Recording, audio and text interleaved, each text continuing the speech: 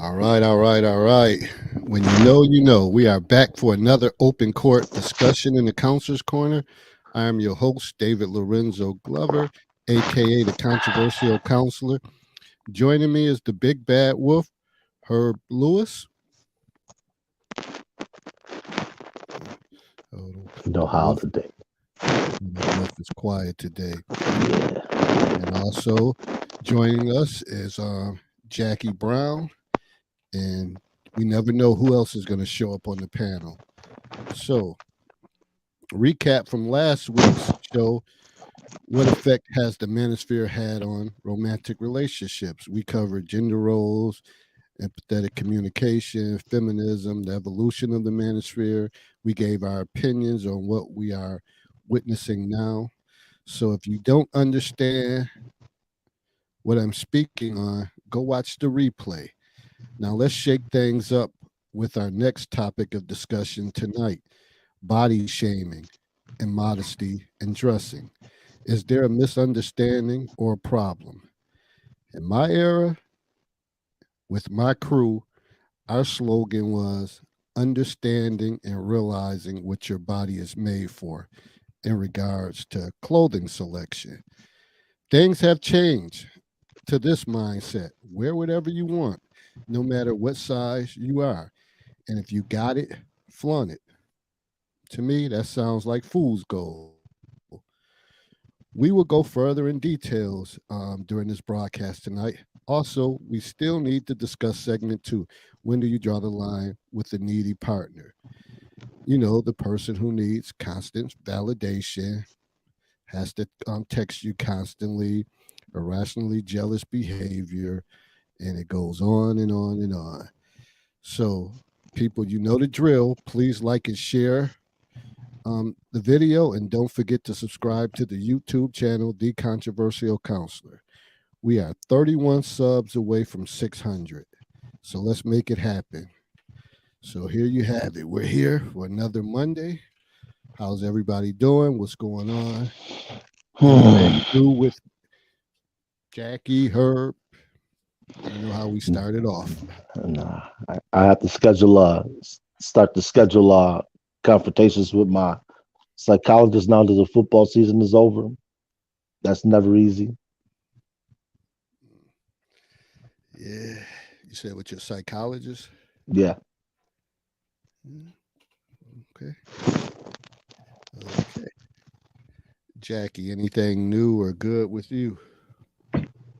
Well, the only thing I can say right now is God is good. A lot of family emergencies going on. My grandmother's in ICU. My mom is, dealing with a kidney infection after a transplant. So it's a lot going on. So I just need prayers right now in the name of Jesus. Woo. Oof. Yeah, there's Yes, a and lot. trying to locate a job too. I'm trying to put everything to the side so I can get back to work. That's another stress. Yeah, there's a lot going on. Prayers are definitely with you. Thank Myself, you. mm, last week I was, sick during the broadcast, was coming down with a cold. So I'm pretty, probably about at 85, 90%. So I'm coming back around. But this has been, this is going to be a long winter with illnesses. And the crazy thing for me, I, I've been sick twice in a month's time span.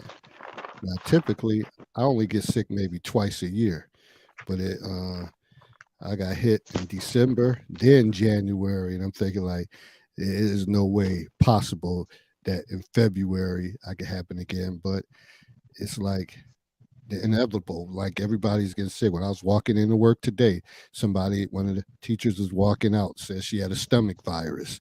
So it's back out there. People still got the COVID and all this stuff, and then these different variants of different colds and flus and stuff. So yeah, I think we're in for a long one. Well, I want to add to that as well. I think people today need to start addressing their immune systems. I strongly believe that people need to start taking vitamins And I believe that any kind of supplements that you can take is vital. I'm a true believer. I stand on sea moss, black seed oil. I think that you should try that and watch everything turn around for you, and you would not be getting sick anymore. Just keep your immune system up, and then I'll talk to you about some more stuff too afterwards. All right, and I do take vitamins, different supplements, and the B12, the turmeric stuff, and elderberry, and all of Mm. that different things. But it happened. But I'm definitely willing to listen to more suggestions that you have, and I know my brother is always trying to put me on different organic stuff to take far as your immune system because, like I said, it's gonna be a long one. Well, see, the issue that you have, David, is not necessarily just your immune system. It's the fact that you're working around a lot of people, and I've come to realize that two things I have going for me. One is my contact with the outside world is limited, and it really just took me probably until last week to really get a firm grasp on that. I work with one person essentially, literally one person. Him and I are the only two people at our job 98% of the time. I have contact with the outside world. When I say that, and I mean guests at the place that I work at, but it's limited. We exchange nothing other than maybe a credit card and some personal space, and even that's short lived. So when I come home, there's nobody in my house, like literally no one in my house. I can't recall the last time that somebody's been in my house. And that's mainly because of the shift I work. I work third shift, so my shift is opposite of everybody else. So unless somebody needs something, I generally don't see them. I get food delivered on occasion. I'll go to the supermarket, and even then, my contact with the world, the outside world, is limited. So people, if you can, limit non-essential contact with people. Period. Especially in the wintertime because that's when pathogens seem to proliferate. And always wash your hands and like I said, in addition to what's been passed along with the other panel members, do what you need to do. And exercise, I think, is always understated. So, if you can get you in 10, 15 minutes daily of working out, that'll help with you boosting your immune system as well. Mhm. Mhm. And also, I still wear my mask. Because I have to help my mom and my grandma, and my mom is immune suppressed. I can't subject her or myself to getting sick. So I definitely still wear a mask. Yeah, that's true. And I have on my mask majority of the time. Majority of the time, and sometimes, I might have it down in my office, and somebody roll up on you, and you try to be conscious to pull it up, but and you're correct too, Herb. Like I'm around a lot of people, kids. They definitely some germ agents, whatever, and always touching Say stuff that and again. in your Say it again. space. So Say it again. I just been I just been hit like so. I just got to be more mindful and conscious because I'm like, yeah, this sucks. Back, and it seems like colds and stuff like that get worse as you get older. And you're like, man, this is horrible. So, but I'm coming back around, so that's a good thing.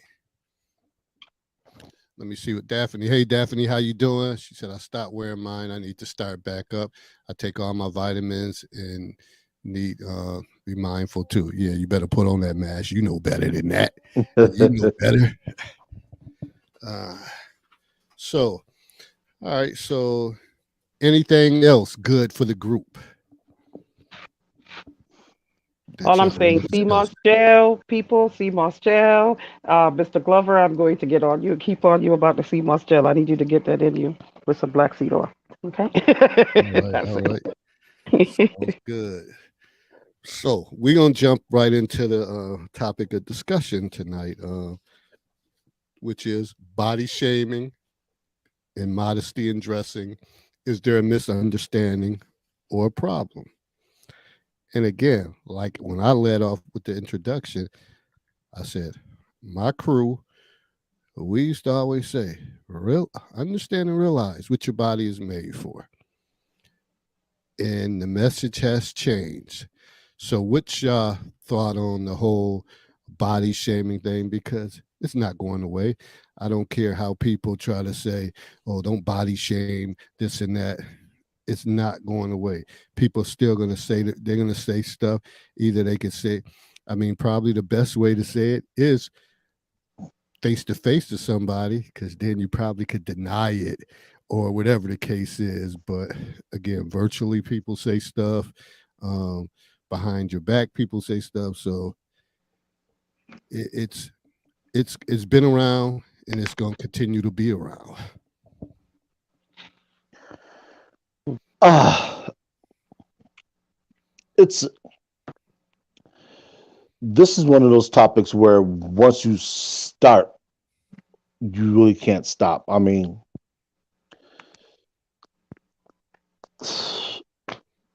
and I always try and approach this from an aspect of modesty, and I have this discussion with women all the time. And the one thing I'll present to women is this: if you were driving down a thoroughfare and you didn't have a smartphone, and you had to ask two people, well, there's two women standing around, both of them are dressed the same way.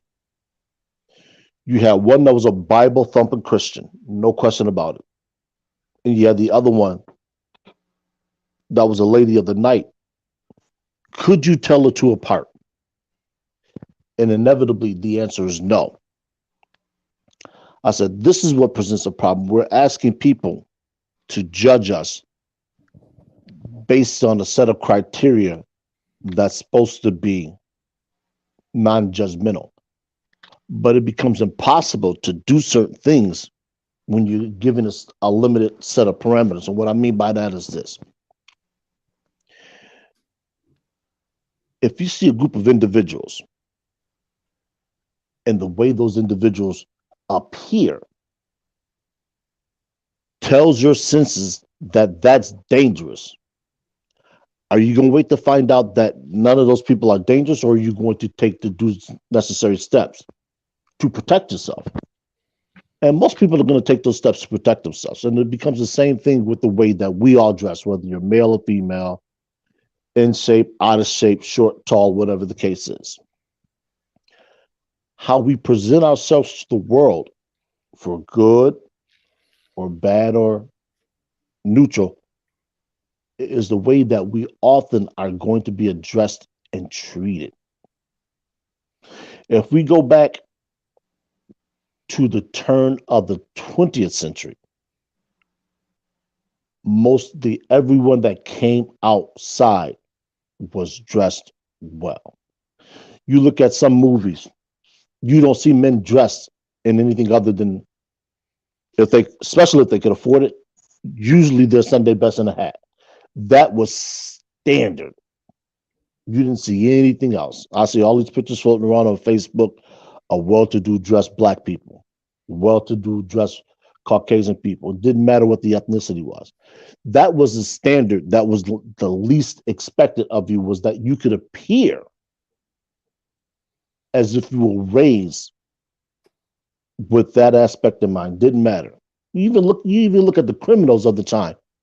They were well dressed. Babyface Nelson, Bonnie and Clyde. It was beneath them to dress anything other than. But now we move two, three generations away, and we see that virtually almost anything goes.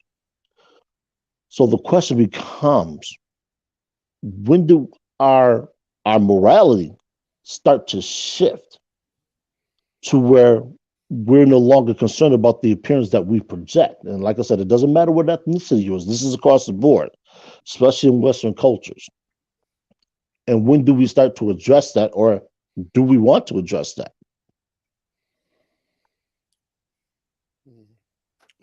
Jackie, you want to give your feedback, or you want to? Sure. Well, since things are going a different direction in this day and age, um, I just believe that people should literally look at themselves before they walk out the door, and just ask themselves, is it appropriate what they're wearing? I find that a lot of women who have confidence, they throw on anything, and that's perfectly fine.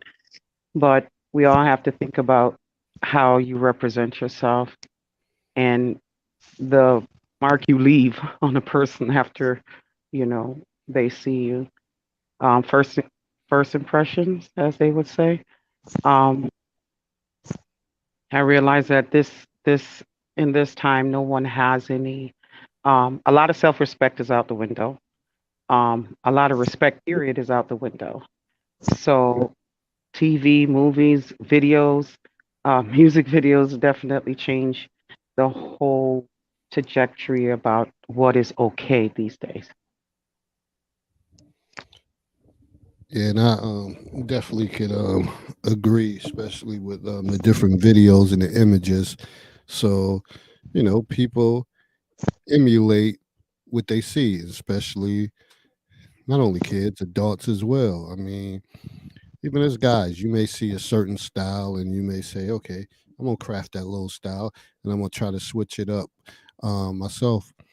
But overall, is just the kind of laissez faire type of attitude that people don't care. And the attitude is, if you like it, you wear it, and that's that's what people are doing. But I think for in our generation, you had pride about yourself. You thought about it.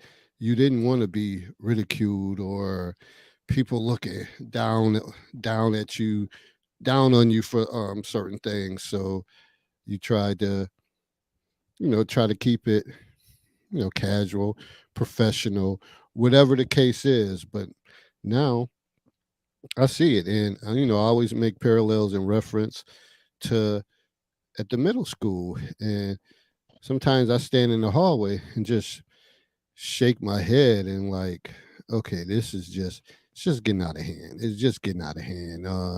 When you got the young ladies with it's the dead of the winter with freaking crop top half shirts on, then this culture of slippers coming in pajamas and all that stuff. And I'm like, what message is this sending? What message is this sending? The slides, the bubble slippers, and all the different things. I'm like, it's just not a good message. It sends the message that I'm not ready and prepared to go to work today or to be the best that I can be. It's like, hey, I'm here. Don't worry. At least I'm here. That's all that matter. I showed up. And that's the attitude that many of them are giving when it comes to performance. But the thing is, you're not always a kid. And I always say to them, you're an adult. As long as nothing happens to you, whatever, you're an adult longer than you are a kid. So time is short. You're trying to put yourself in a position so that you could be a productive adult. And like I said, it's just like mind blowing, just sitting there like, are they serious? But they are serious because they're serious because when parents come up and they got on pajamas and bonnets and slides and bubble slippers and all that stuff, whatever, and you like for real, like you couldn't took the time to put on something. It's just out of control. It brings to mind a clip that I just saw with Deion Sanders. He's addressing the Colorado University Buffalo football team. I'm sorry, not Colorado Buffaloes. That's a nickname. And he's saying, I don't want to see anybody with their pants sagging. I don't want to see anybody with what we've known as flip flops, but they call them slides today. He said, I don't want to see you with those on. He said, when you in class, I want you up front and I want you to be leaders. And I think a lot of that is lost on a lot of the youth today. We're not even going to mention the adults. And then there was another picture I saw, which actually kind of spawned this topic, at least for me, was where they were singling out prom dresses that a lot of young women were wearing, and all of them were minorities in the picture. Sheer tops, seams that were all the way up to just below the groin area. And they're saying these will no longer be permitted. And a lot of people were clearly upset in the comment section. I'm thinking, since when did decency cease to be a thing? I remember my prom, granted, it was 30 some odd, well, 30 years ago, actually 31 years ago this year, but 32, 31. Damn, Herb, you old. And I don't recall any of the young women who wore a dress that didn't come past their knees. Not a one. So this issue is clearly a Gen X created issue. Now, I don't know if the parents of some of these kids, that's not all of them, but the parents of some of these kids have put into their children, especially the women, that you can dress how you want to and nobody can say anything to you. And that, unfortunately, lands a lot of them in opposition with not only the jobs they will potentially get, but it just lands them in opposition with with um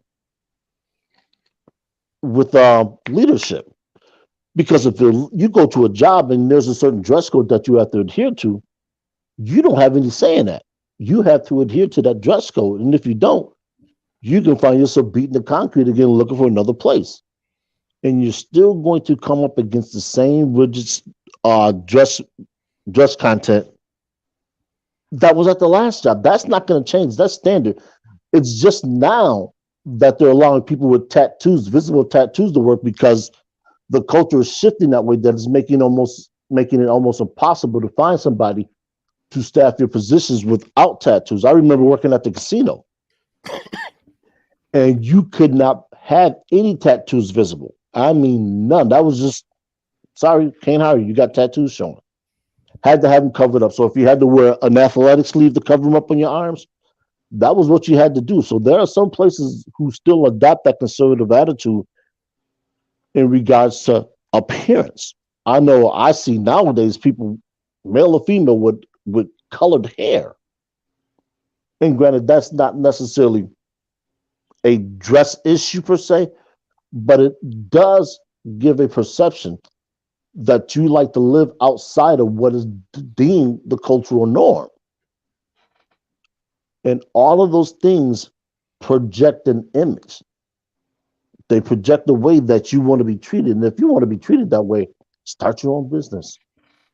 I will tell you that now. If you want to dress any way, start your business. But understand, eventually, people are going to see you do that. And they're going to say, if you can do it, why can't I? And that's a lot of what we have is the monkey see, monkey do nonsense. People see one thing, like David said, they want to emulate it. They don't want to take some of the good things of what somebody looks like and take that and accentuate it. They want to take it and they want to make it less. And it's just like, why? Is that all you have to offer the world is your physical appearance? So And it's two, it's scary. it's two things that just came up that you talked about as far as like the dress code, and it reminds me, we always have parallels to sports. Is the New York Yankees, whatever. If you want to play with the Yankees, you come in clean cut. And it's been star players that had I could think who like maybe like Jason Giambi and people like Mm-hmm. that had long hair, beards, and all that stuff. Well, if you don't wear that pinstripe uniform, that's getting chopped out. I don't care if you got dreads, braids, whatever the case is. You come in there clean cut if you want to play for their organization. And some people need to think about that as far as jobs and where you may have some jobs that say, listen, this is our standard. This is our motto. If you want to work here and you're more than, and you could be someone more than capable of getting a job there, you got to make a decision.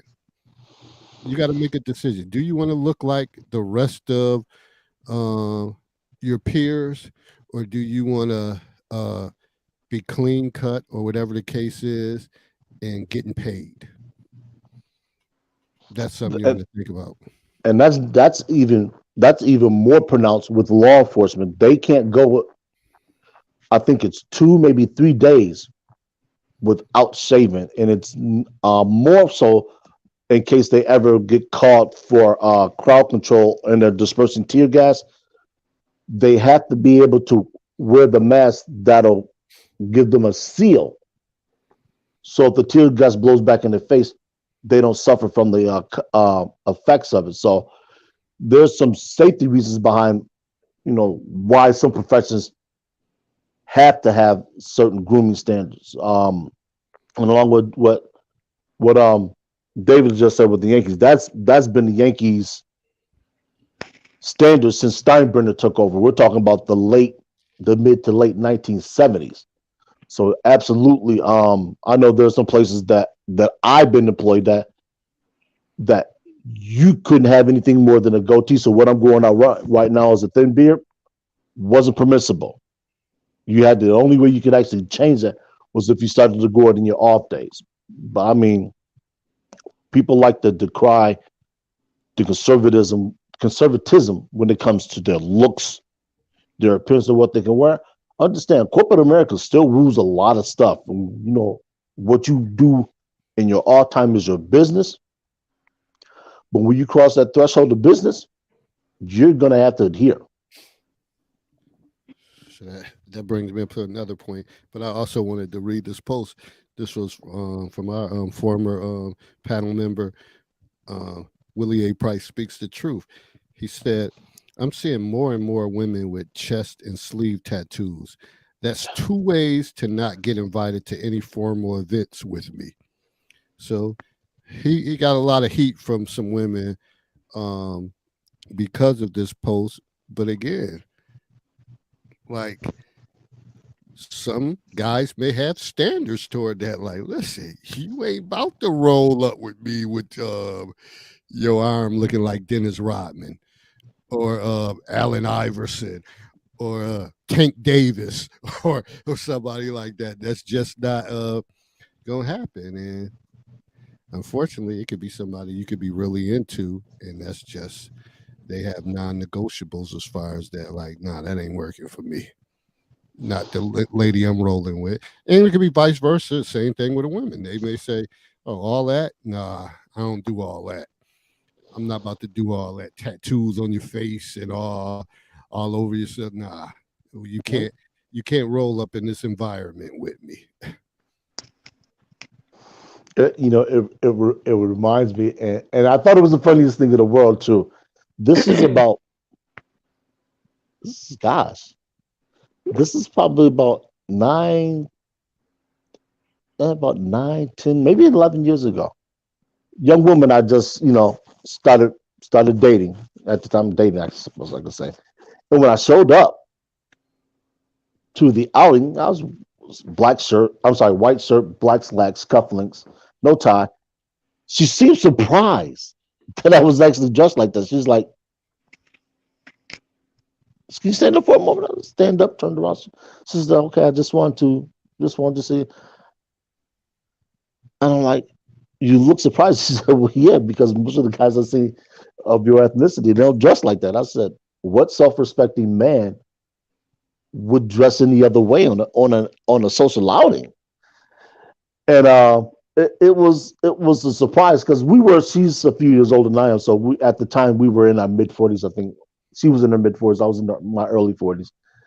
But it still surprises me when those kind of situations pop up because I'm thinking the older you get, the more refined you should become in your appearance, meaning that you should want to present well. It doesn't matter where you are, what you're doing, or who you're doing it with. You still want to present yourself as being a competent man. And this is what Kevin Samuels used to talk about.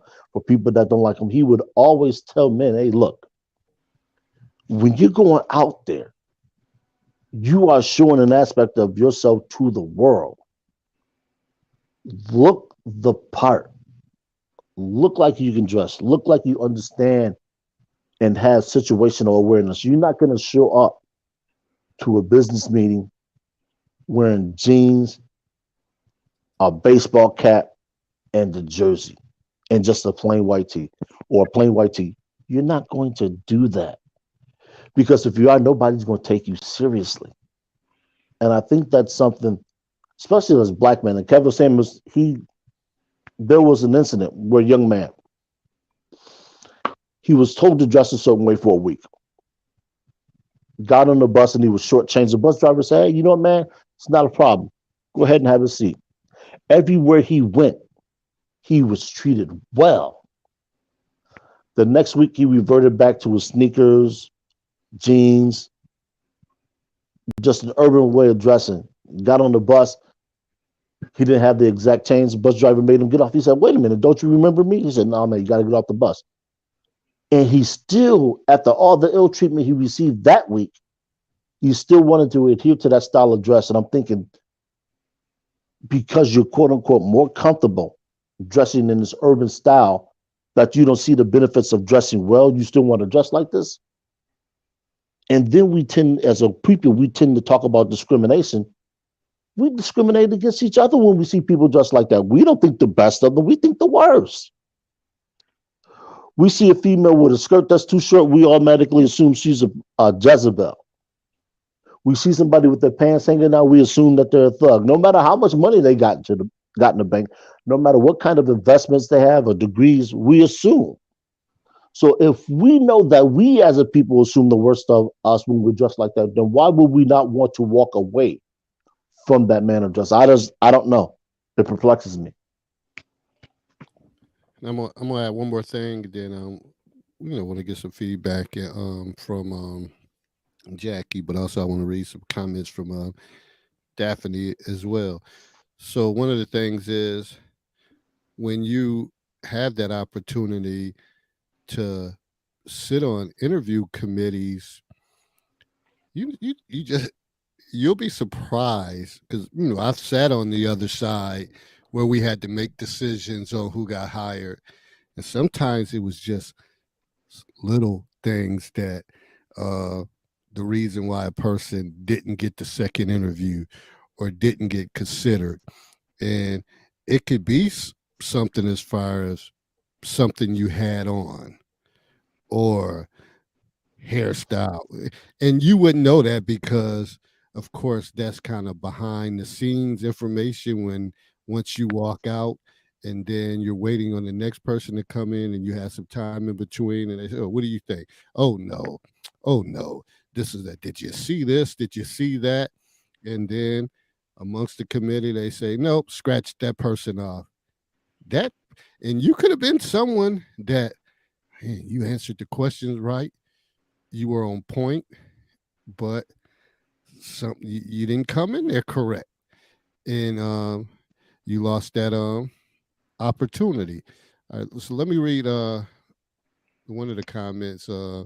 Daphne says, she said, "It's funny we are discussing this, and I'm ironing my clothes to give a presentation tomorrow. I'm dreading it, but I know it's very necessary because I'm talking about navigating racial conflicts and racial literacy." So of course, when you come through with the presentation, you always gotta throw in a little something to represent. Now, also, Stephanie, I noticed you said my days of teacher dress is about to be over in a few months. So I wonder what teacher dress. I know what teacher dress is, but if you could shed some light on teacher dress, because some people, I mean, some people may know, some people may not know. And what else? Slips. Women these days don't wear slips. That's Do funny they because even make them I was anymore? gonna say I thought slips was out of That's my Wait a grandmother. second. My Hold up. grandmother. Hold up. I wear slip. Thank you. And they still make them. Not to be funny, but do you have to go to stores like what's the not Nine West? Nine West is a shoe store. Lane Bryant. I was just about to say I knew you You couldn't could see go that. to you go to Lane Bryant Sears. You could also find stuff at Walmart. You Wow. are. And you know the funny thing about that is that's actually one of the questions I have. Oh my! is stockings or pantyhose? Because and and now that we've moved down this particular discussion vein, it seems as if stockings have been replaced by leggings. And I understand leggings are so much more comfortable with me. You don't have to shave, you don't have to worry about this, you don't have to worry about that. But stockings and pantyhose sent a message of class. Look at the Rockettes look at the Rockettes stockings. It's the standard that they have. Um, any matter of fact, look at cheerleaders. They're wearing pantyhose. Doesn't matter what sport, other than hockey, because hockey doesn't have them. But NBA, NFL. What's the other one that I'm missing? I'm missing one of the other major sports. But anyway, they have a set standard, and not only because of the set standard, it's more appealing. Now you might say it's more appealing to men. Granted, because they're the economic engine behind sports. So if it's appealing to a certain segment and that segment usually controls the economics of that, then is it really that big of an inconvenience to actually wear something of that nature? Just put the question out there.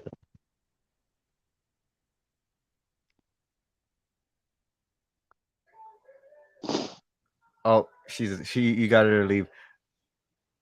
I think she just made her what's her name just made her internet. But go ahead, young man, you Yeah. can speak. Hey guys, I long time no see. I was here once or twice before, but I Welcome just back. yeah, I just wanted to participate or just even listen. I don't even have to participate. I could just listen. But yeah, my computer's not working. Oh, we lost That's another. okay. He's fine. Nope, he's fine. Go ahead, I, continue. I hope it's not my my thing because like my StreamYard and my computer something's wrong with it. So like I can't even look at the live streams when I was That's trying to look okay. at yeah, I was live stream. I can't look at it on Facebook or YouTube, so I had to. It let me do it on StreamYard, so I was just like, okay, That's all I'll right. just You're watch it fine. on here. Yeah. So, what are we talking about tonight? Well, we're talking about one of the things we're talking about currently is modesty and dressing for today's people, whether it's male, females, also body shaming and things of that nature. So Okay. what we were just discussing there is I happen to mention pantyhose and slips and things of that nature, and the young woman who just dropped off was saying that they do make slips, places like Lane Bryant, Sears, and those are the old Star Wars, so it makes sense that Yeah. those particular places actually carry those. But I don't think you could actually walk into Forever 21 and Yeah. find them Modern selling day. stockings. Yeah. True. You know, Like a modern store, right? yeah. So you know, I it, for me, and I don't have any kids, so I'm not really in a position to tell anyone that you're not going to wear that. All I can do is lend my stance as an older man now at 51 that Yeah. hey, look, there's just some things that you don't want to do. Not because it's bad, but because it doesn't put you in a good light. You don't want to, and I understand the propensity and the love that people have for the nightlife. I was there myself once, but I never dressed in a way that put me at risk or anything. And when I say at risk, yes, I'm speaking specifically of a criminal element or a situation that could potentially put women in a situation where men don't really have to face that. And it's an unfortunate, but it's one of those double standards that Yeah. is a fact of life. Uh. You know. Okay. He's back. I was gonna say Mhm. since we're not on the show yet, I was gonna change the subject real quick, but right when I was gonna say that, everyone just popped back up. So No, go forget it. ahead. No, go ahead. I Uh. apologize. My That's internet fine. had went down. It was just like a little blackout. Yeah. I had a problem too. I'm sorry. That's Okay. okay. Yeah, I was saying I hope it's not my fault because right when I joined, like both of y'all's things just like went out, and my computer is messed up. It's like glitching out on my end too. So I don't know how computer code they talk to each other and just scramble each other's brains or something. I don't know. No, Uh, go ahead. You can introduce the topic you were going to. I wanted to ask what you think about the whole manosphere that has cropped up in the past couple of years. Like, what you think about it with like Kevin Samuels, what's the other guy? Andrew Tate, and maybe like Fresh and Fit. Like, what do you think about those guys? Well, Fresh and Fit and Andrew Tate are newcomers. Fresh and Fit actually gears their content more towards a younger person. True. Yeah. The problem that people have with Andrew Tate is that Andrew Tate, by his ethnicity, he's bringing a different element to it. And for those of you who are unaware of Andrew Tate, is just go look him up. I think Andrew, everybody knows who he is. Right. actually, you'd be surprised who people don't know what they don't know. True. You're Trust me right. on that one. You're right. I But forgot. Yeah. Andrew Tate is actually, because his biracial nature, he's bringing in younger Caucasian people, specifically males, to the manosphere. And he's along the same vine as the Pearly things. And we discussed Yeah. this about 2 weeks ago. So if you want to go check that episode out, please do. But Okay. Yeah. I'll check it out. they're bringing in a different element to this. And now that they're bringing a different element into it, it's got people more apprehensive. And both of those gentlemen, if you look at the way that Pearly Things dresses, Hmm. she 90% of the time is wearing dresses. I didn't realize how tall she was till she said it. She's almost 6 foot tall, Oh yeah. That's pretty but kind of you tall. will never see her wearing anything that comes above her knees. Mm. Yeah. Yeah. She's Even cool. though, yeah, even though she engages in some of the activities that modern women do. When I say modern women, I'm speaking specifically of women from Generation X on. She's very careful not to make herself be objectified. And I think that's a fine line that a lot of women would benefit from is you can embrace certain aspects of modern culture, including the way women dress, and you also can still exhibit modesty. You can be a top heavy woman and wear clothing that might be tight, but it doesn't necessarily have to be revealing.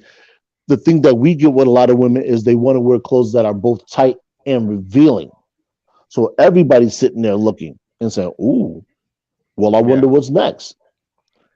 Then they want to shame men for being men. And I'm thinking, okay, wait a minute. If there was a guy sitting across from you, ripped, athletic, and in shape, and he's wearing a tank top, would you look? Most women on the Bachelor are going to say yes. But men aren't going to draw that kind of attention. Like when I asked a guy this question. I said, if you had 25 men, 25 women, and a man was sitting there topless and a woman was sitting there topless, who would garner more attention? The topless woman would. And it wouldn't even be close. She's going to garner more attention from the women than the topless guy would. Because women are going to be examining her to see what she looks like. Are they real? Are they fake? So we all play a role in the modesty thing. We play a role because of the attention that we give, and sometimes because of the attention we don't give. Because if you're a heterosexual man and a woman walks by you looking a certain way and you don't look, the first thing that comes to a lot of people's minds, well, is he gay? And it's punitive, but we don't seem to care because we've grown and got to a certain stage in our kind of development, if you will, that we expect certain things. And that's why a lot of people dress the way they do.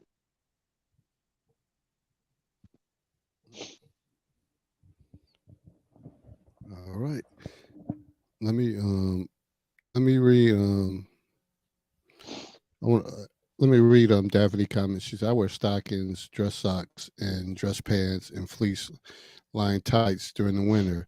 Naomi, the marketer, said, "I'm from California. My area used to get up to 120 degrees. I'm absolutely not wearing stockings or pantyhose." And she said, "Living in cold old Maryland, I might wear fleece line tights." Marcia said, "I wear pantyhose due to the convenience it offers instead of stockings because you get the same smooth texture and professional look, and that's important to me." Yeah, women have so many parameters or so many things that you have to kind of worry about, Yeah, whereas men not so much. So now, even when you think about, going on dates or whatever, that women have so much to do to prepare for it, whereas it's kind of simple for us compared uh to you ladies, when y'all get ready and have to go to different functions and different events, and based on the environment, on what you can put on, and what, but man could have just standard basic stuff, and they could be all right. yeah. Begrudgingly, I have to agree. But what the thing I've always wondered is with certain things, I think there's certain staples that women should have in their wardrobe. You know, the little black dress, the cocktail dress. You go into a formal function, doesn't have to be anything ostentatious, doesn't have to be anything extravagant or over the top. Get a couple of hairstyles that you can do at home that take you 15, 20 minutes to do.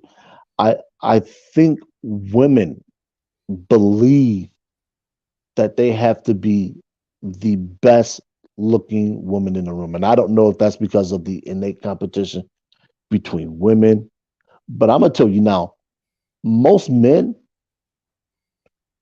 they're not gonna pay attention to that, especially if they're men about a purpose. And when I say men about a purpose, I'm talking about men who are coming in to a particular event for a particular reason. Those men are there to pick up women. More often than not, they're gonna be there with their spouse. So they're looking to make business connections. They're looking to further their brand. They're looking to make connections with other people that can help them extend their brand. So if you come in there all made up, all made up, all dialed up, hair back like this, you've wasted your time. Honestly, you've wasted your time and your resources because all that stuff you can't do yourself. So find something that you can do at home. Find a beauty regimen that addresses your skin needs. Because if your skin is well taken care of, I assure you, you will not need makeup. Makeup's an accessory, and I'm not talking about eyeliner, lipstick, or eyeshadow. That stuff to me, that's not makeup. I'm talking about the foundation, the rouge. Most people, men included, don't have a moisturizing regime. As long as you keep your skin moisturized and hydrated, you're not going to need makeup.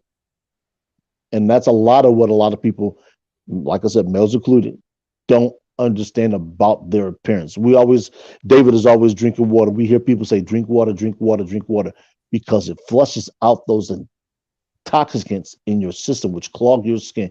Your skin is a major excreter of waste. So, along with bathing, get that stuff out of your body, make your body purge that stuff. And the way you can do that is by water. And like I said, working out has a dual benefit. It keeps the body alive, it keeps the body function at its optimal. Even as we age, you look at some people who work out consistently as they get older, some people look like they don't age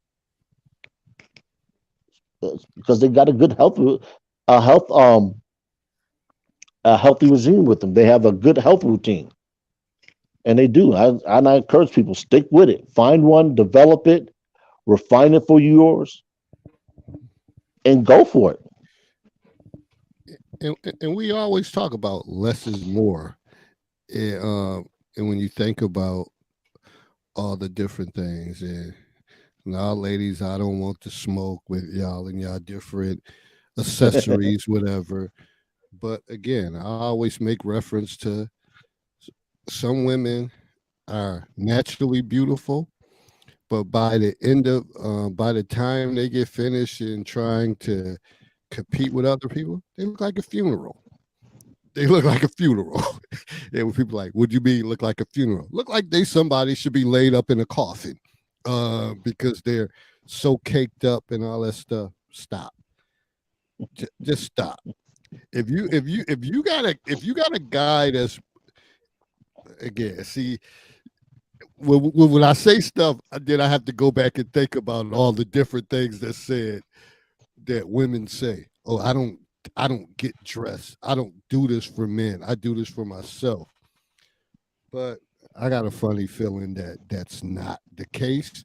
But if you got somebody pushing for you to put all that on and change your looks and do this different thing, they really not in it for that. Like Herb said, a well balanced guy who's professional, who's low key, less is more. They don't even want all that attention. They just want to be somewhere in the cut, meeting people, enjoying themselves, and people looking at them like, yeah, they really look nice. And you could just be the most plainest couple in there. But when you have to start doing all the extra stuff, yeah, that's too much for me. Way too much for me.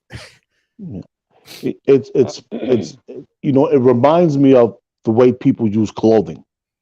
You have some people that'll use clothing to conceal their personal deficiencies. And what I mean by that is this. Let's say you have an individual that's a little overweight. They'll accessorize to where they feel that shortcoming, if you will, in them is not as pronounced. Take myself right now. Right now, I'm about 265 pounds. I am 60 pounds overweight. I will lose the weight. But it's harder for a man to hide that extra weight than it is for a woman. With women, you can have waist trimmers. Girdles is something that's probably rarely used. Yeah, that for men too, don't they? I Yes, don't they personally. do. Yes, I don't they know. do. I don't know. I Yes, don't they use it. do. I Yes, don't use it they do. And because that's a problem because I need to chime in because I'm ready yes, to jump on everything you brought up. Okay. Um, so here's the thing. I love you and everything, but you got to remember something. It's not every woman that walks around with their face caked on with makeup. And I'm telling you, in today's age, the Generation X, as we're calling them, they're looking at these hip hop uh, shows. They're looking at all of these things that's creating this false narrative of beauty in their heads. I can go back to when, okay, backstory. I had locks down to my ankles, and being Jamaican, I actually um, walked in my Rastafarian culture. I did not live a Rastafarian culture as in my religious beliefs because I'm a Christian, but because of my cultural where I was born, how I was brought up, everybody in my um, relatives were most of them were Rastafarians, and so I brought that onto myself in order for me to become this natural person, start loving myself, start looking at my own beauty. A lot of times people mask on the makeup just because they're hurting, they're in pain, they don't feel good hmm about who they are. hmm And I know that when I was younger, that I started wearing makeup, and that was to hide my pain. But as I got older, and people would say, you're beautiful, you don't need to wear any makeup. I never saw that until I started working on me and decided that I was going to uh, just become natural in everything I do. I was making my own clothes. I was doing all these things. My head was always turbaned up all the time. Even when you see the picture of me on Facebook, that picture is lipstick eyeliner only and lip liner. I don't wear foundation. I don't wear none of that. That's just me. And the thing is, I think that when people start to see their natural beauty, that's when they're able to embrace that. Because a lot of people are not told they're beautiful. Some young ladies, they're being told that they're ugly out of jealousy or whatever else. So they decide that they're going to change whatever they have going on to look like a particular thing. Okay, little Kim, hello. Come on, testify, little Kim. Because you know what I'm saying? So my thing is everyone out there, all women do not think the same. Because I believe that when I walk into a room, it's not about anybody else but the purpose I'm there for and me. And so my thing is I don't think about, oh, I'm going to look better than another woman. I can't place myself in that mental state because that means I'm a narcissistic person. I can't go out there and just try to figure out how anybody else is going to look. I have to deal with what I have in my closet. And definitely, I didn't wear anything that was above my knee either. I do wear stockings. Summertime, no stockings. Wintertime, yes.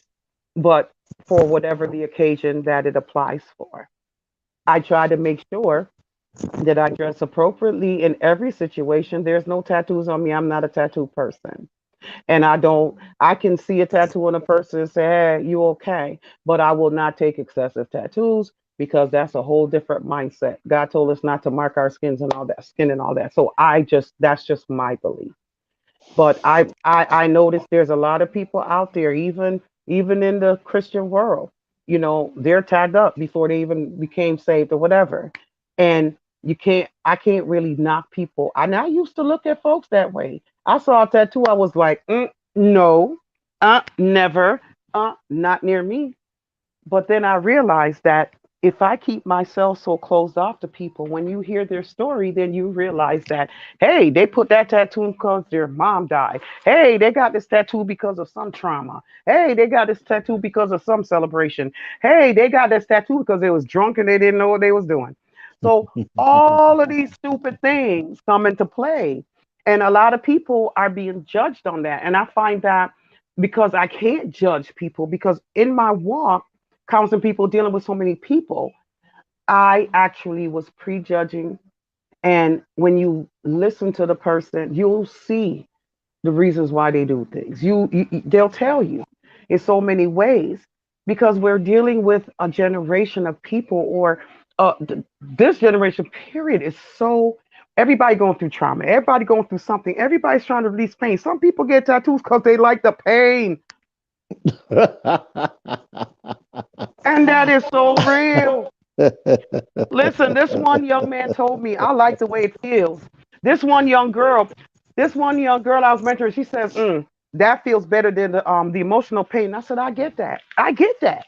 I get that. But when you run out of skin to tattoo, what else you gonna do to ease this pain?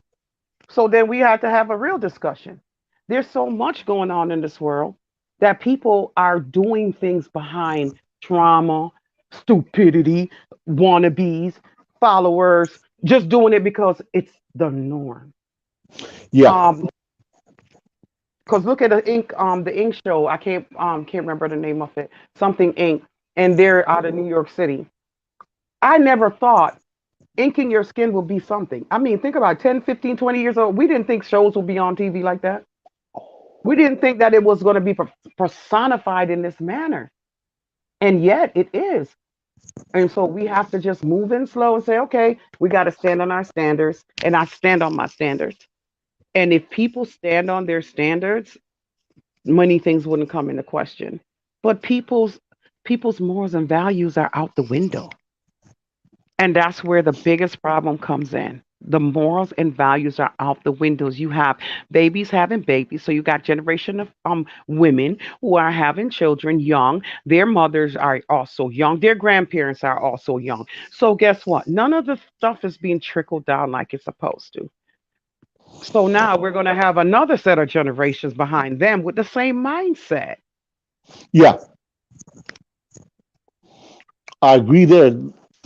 Um, Part of what you said, and that's very true. I've heard of people getting tattoos because they do like the pain, and that's the borderline on that masochistic, Mm. pardon me, masochistic lifestyle. And it's true what you said. When you run out of skin to get tattooed, then what do you do?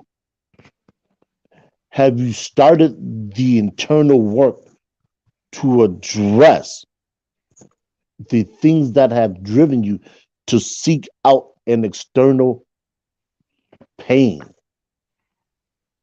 Or Because resolve that's, your pain. yes. And that's why they come see me.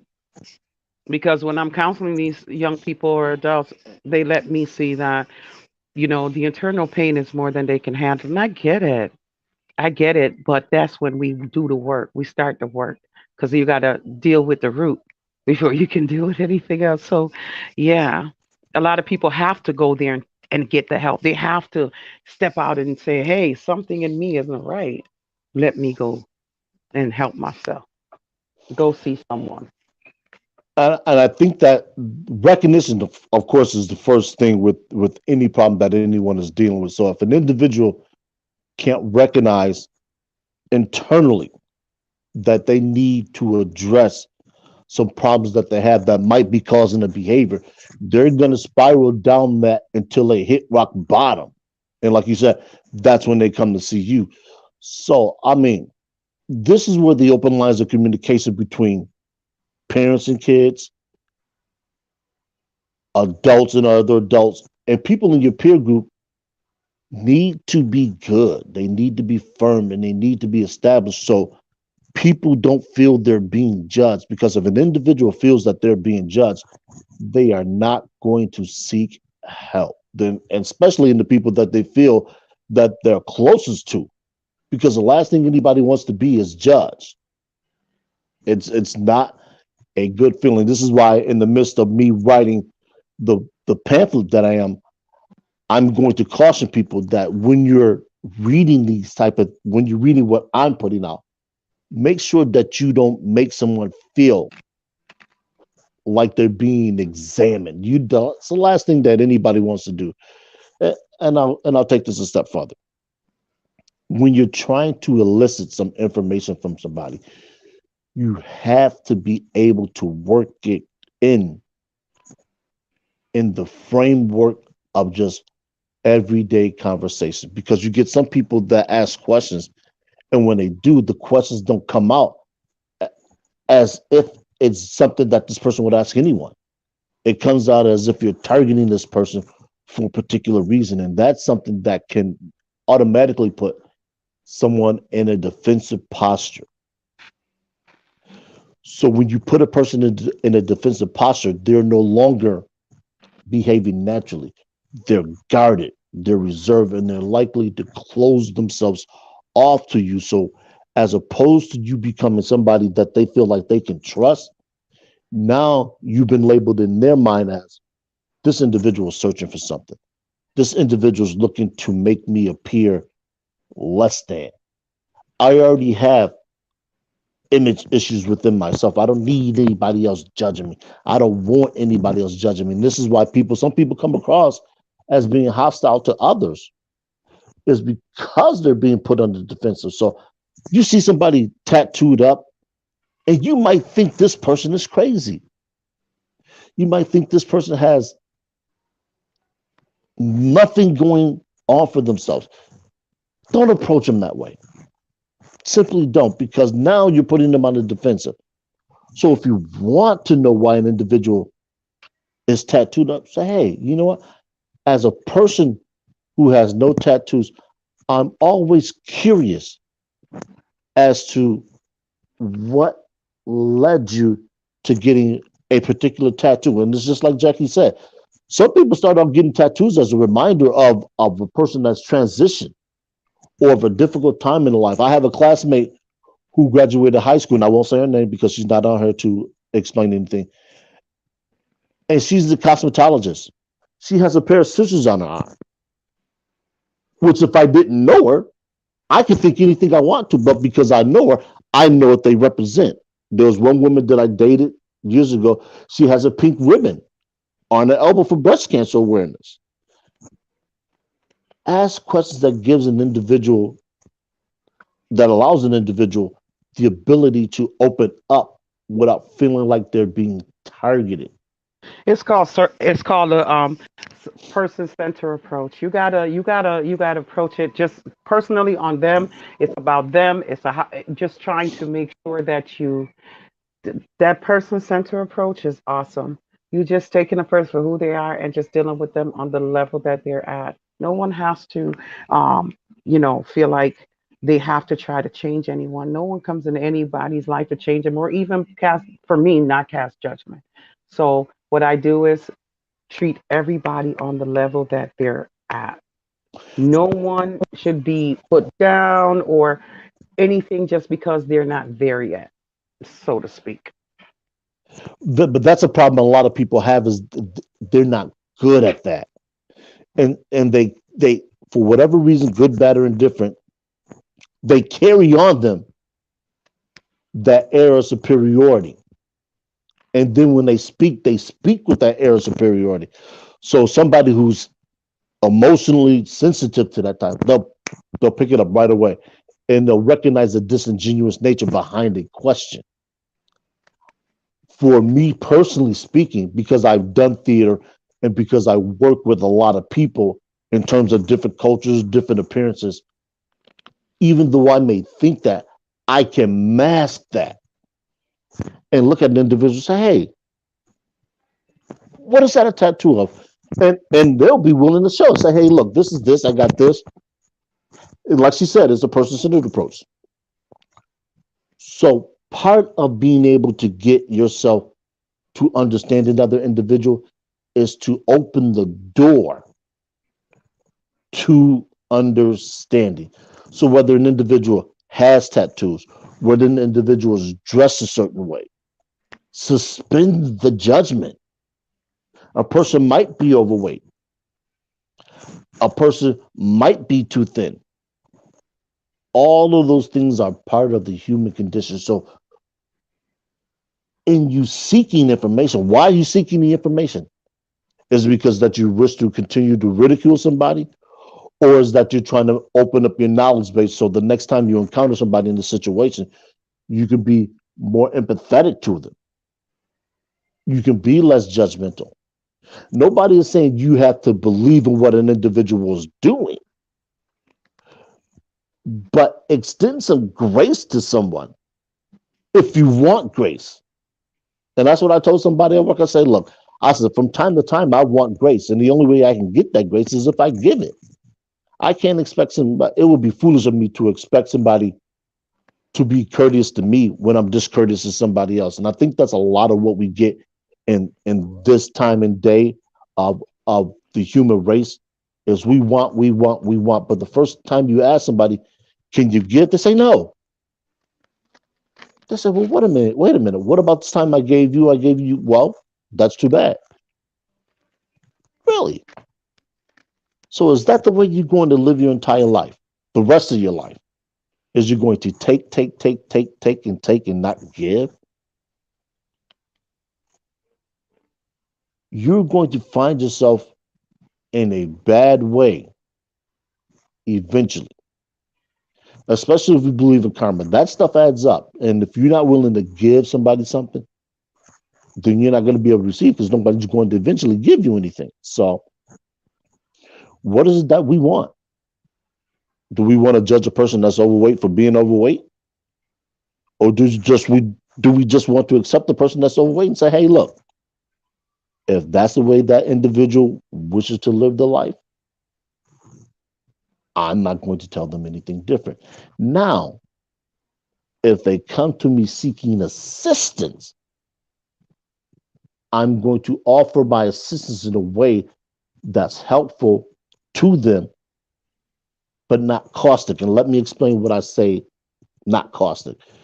There's a way that you can give information to somebody and it can be received in the way that you intended. And there's also a way that you can give information to somebody. They can be like, you know what? Fuck you. I don't want your information. And it's all in terms of what you want to do. First thing you do is ask, well, what is it that you want to accomplish?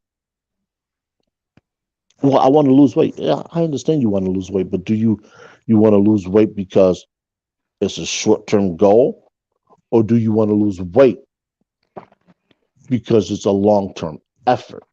And most people won't understand. They say, well, what's the difference? Well, if you want to drop 100 pounds because you want to live longer, these are the things that I would recommend. Don't tell somebody to do something. Say, this is what I would recommend, because now you're giving them the option, and people feel more empowered when they feel like they have a choice. So always say, hey, look, this is what I recommend. You know, it works for this person, it's worked for this person. You can do it this way, you can do it this way. The option is yours. But if you just want to start, here's some couple things that you might want to do that might help you. And let them go on about their way. The last thing we need to do as humans is impress upon somebody else what they need to do.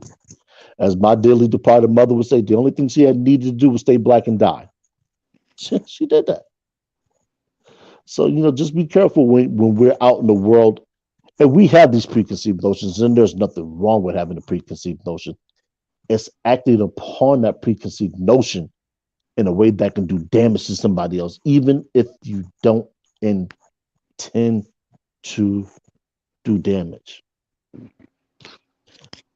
I know it's difficult. It's something that's going to take a level of mastery, especially if this is something that you don't practice. I always try to govern my behavior and my thoughts so that I don't do damage to anybody. And it reminds me of the situation I had when I was doing security at the casino years ago. And this is a true story. Play along with me, if you will. There were two people that came up to me and they were asking for directions. One of the individuals was walking with a cane. The other individual was wearing the very thick glass lenses. I'll ask this question. I'll give you 10 seconds to figure it out. Which one was driving?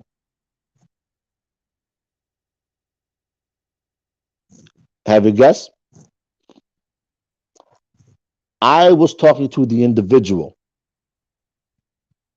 that had the very thick glasses on. And if you said that individual was the one driving, you would be incorrect. It was the individual with the cane that was driving. I learned one invaluable, immutable lesson, and that was never let my preconceived notions of someone stop them from doing something that they're capable of doing. I carry that lesson with me every day of my life. I am in no position to tell an individual what they can or can't do. I don't know that individual well enough to do that. And even if I do, it's not my duty to tell them that they can't. It's my duty to support them in what they want to do. And if they fail, it's my duty to help them up so they can continue on their journey. Some people just need to experience failure of their own, just so they can say that they tried, just so they can say, you know what? It wasn't for lack of effort. I just didn't succeed.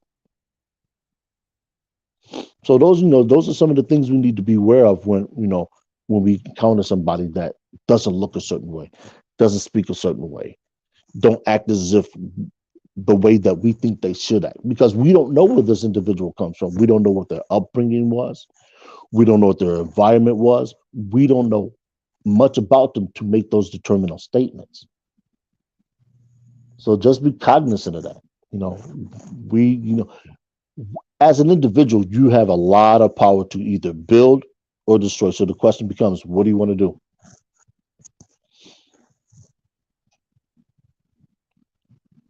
Yeah, Anything, because life Jackie? and yeah, I was gonna just jump in. Because life and death is in the power of the tongue, regardless of what we say and how we view things, and because one thing that I can definitely agree on, um, is allowing a person just be themselves and try and fail if they have to, but still keep trying. Because even when I dealt with people with disabilities, that's the motto. We can't tell them what they can't do, or everyone is capable. So we all have to look at it, even while they're disabled, they're capable.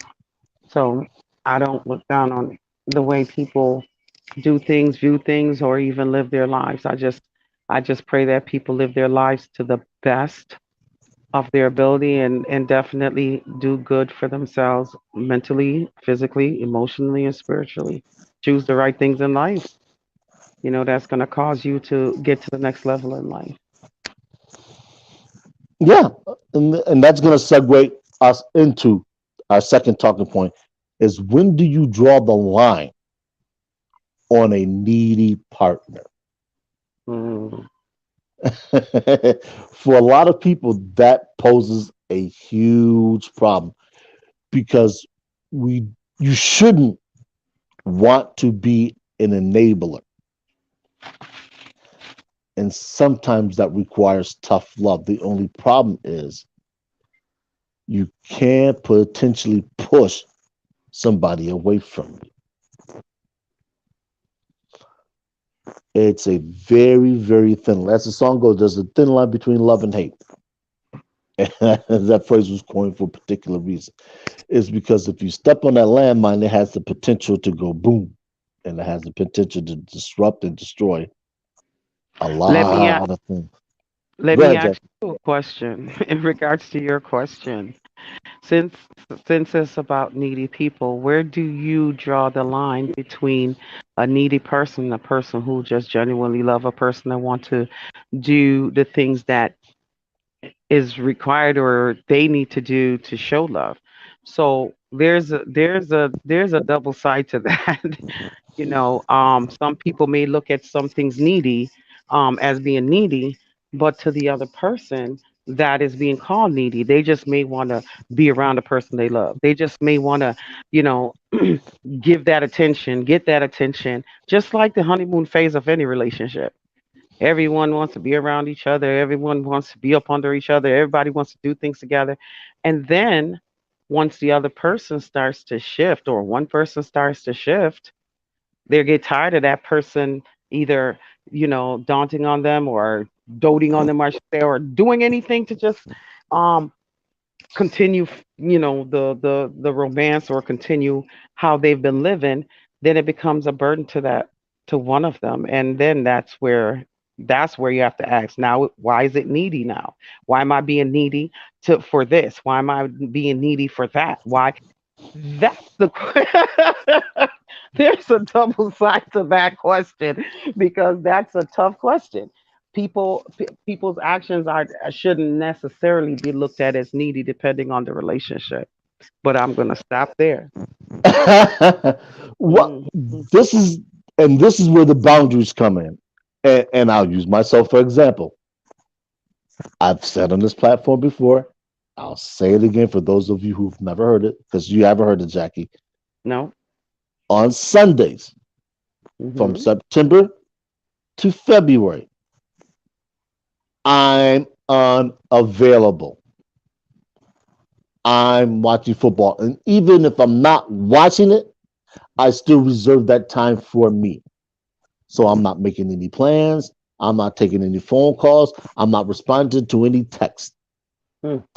I don't care what your situation is. If you ain't dead, somebody ain't dying, the house ain't on fire, leave me alone. Mm, mm, mm. That's standard. And what we have is a lot of people, they will compromise those standards for quote unquote someone that they love. Once you start to do that, you've compromised those boundaries. And in order to make any relationship work, I don't care whether it's intimate partners, work, friendship, you have to establish some boundaries because that's bordering on respect. And for men, that's the biggest thing that we have. Respect for men is like love for women. We don't love the same. I'm not sure who believes that, but for men, respect is how women can show their love for their man.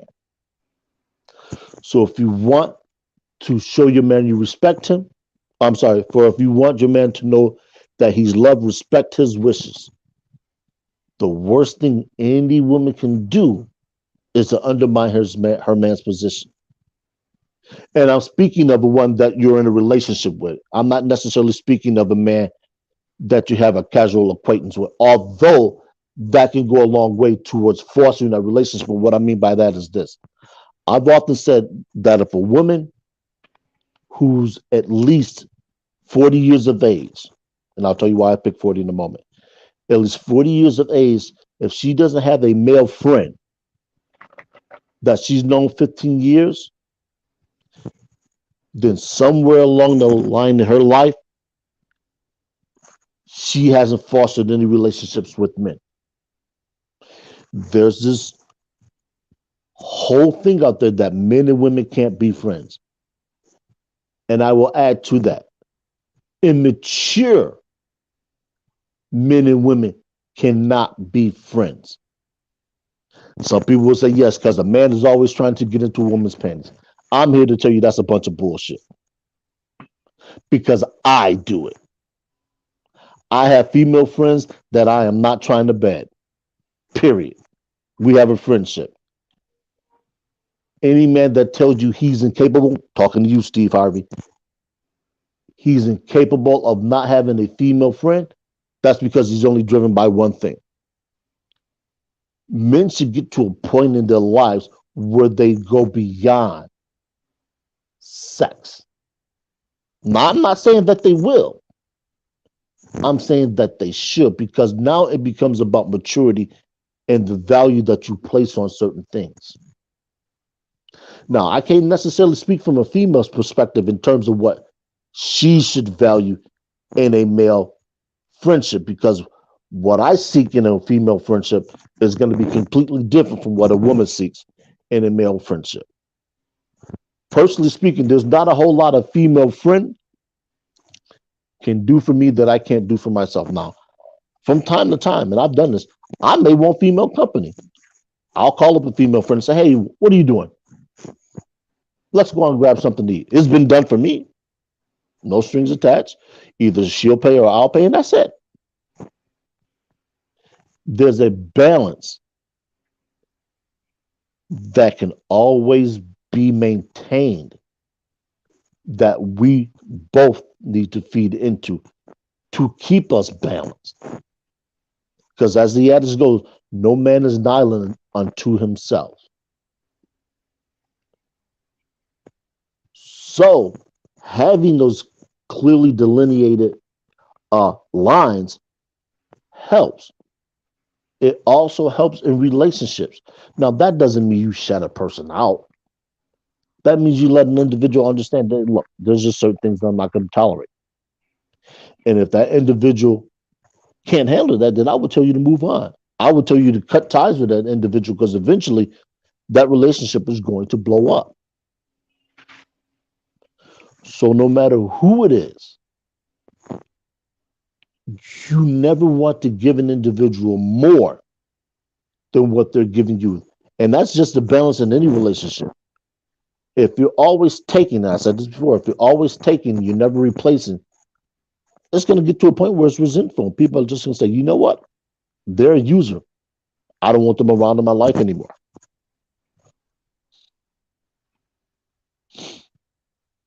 You know, Jackie? I hear it loud and clear. I just believe that, when people are in relationships, especially when you brought up the boundary issues, yes, boundaries should always be implemented, even in your individual life. But the thing is, when you cut out the whole football season, right? Mhm. But I believe that. if you ended up with someone who loved football as well, just as you do, I don't think you would be cutting them out because they'll you guys be watching together or whatever. So it just depends on who you're around and who is accepting of whatever you got going on. Whether whether you're a sports buff or whether you're someone who likes to be active or whatever. If a person comes into your life and they have the same likes as you do, then there shouldn't be too much issues with the spending time together or blocking out time or those times will end up being together. I don't know. I look at things differently. And the respect No, level, yes, the respect level for men, yes, has to be given, has to be given. But on the flip side, for a woman, her desires to compliment her mate, her spouse, her boo, or whatever she wants to call him, that's something that is important to a woman. So if you're looking at it one side and then saying, well, this is my time, and if people can't understand that, then that's just the way it's going to be, and they gotta just work with it.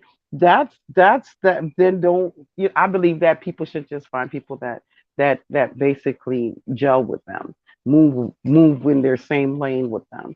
Because if you find somebody opposite, there's not going to be too much connection when somebody block out months at a time.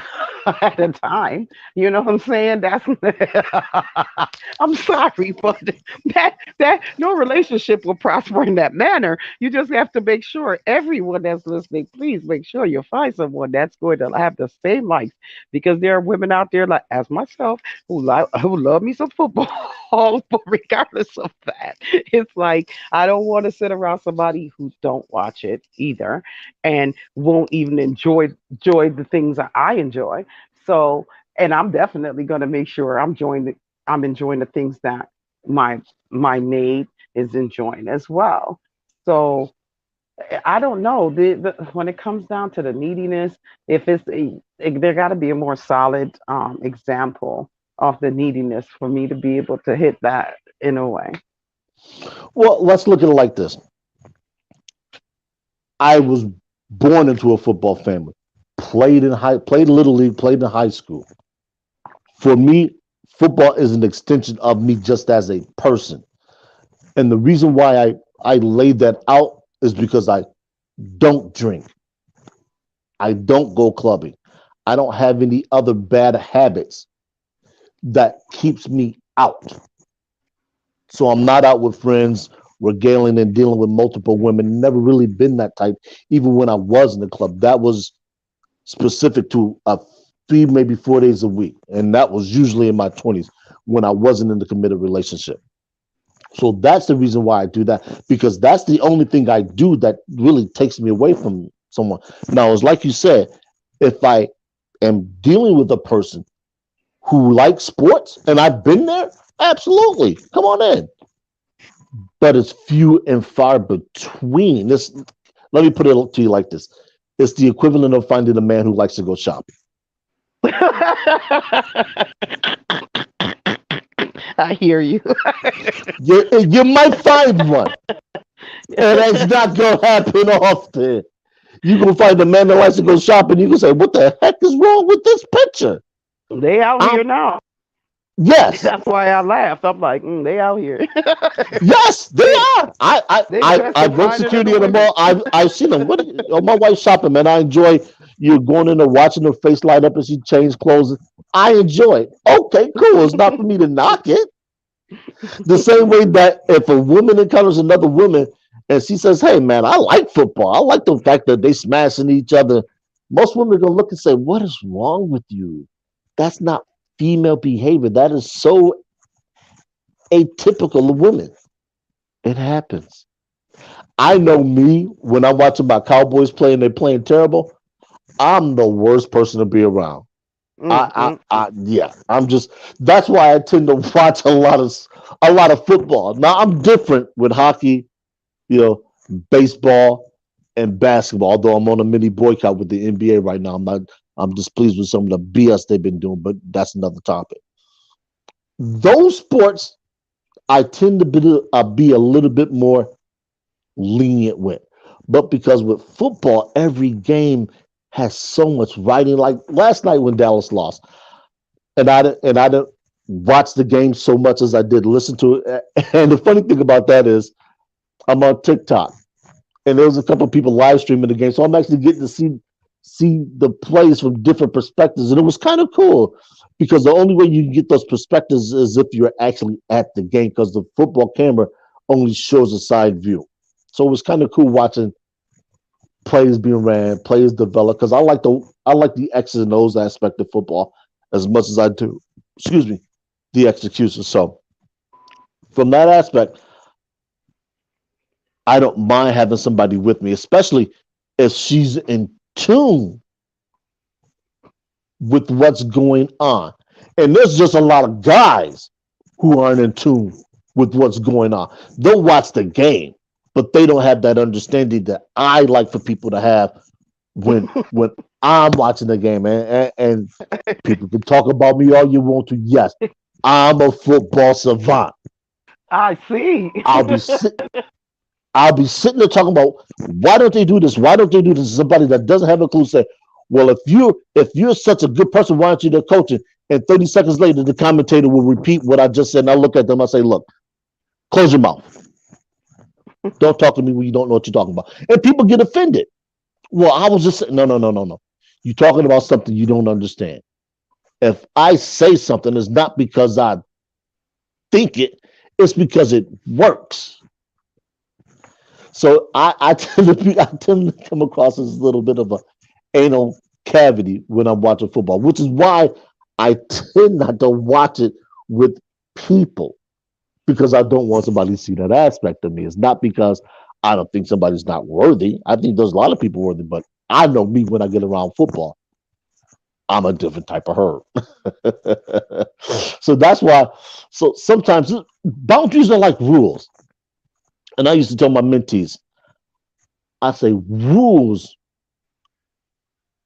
are designed to protect you from you.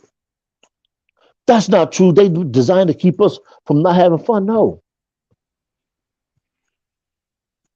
If the rules say you need to be in this building at 8:15, be in this building at 8:15.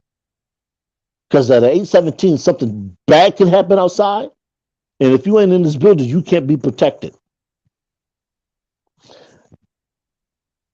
You have to sometimes you have to speak to people at a level that they're at for them to understand you. That's why the boundaries become important.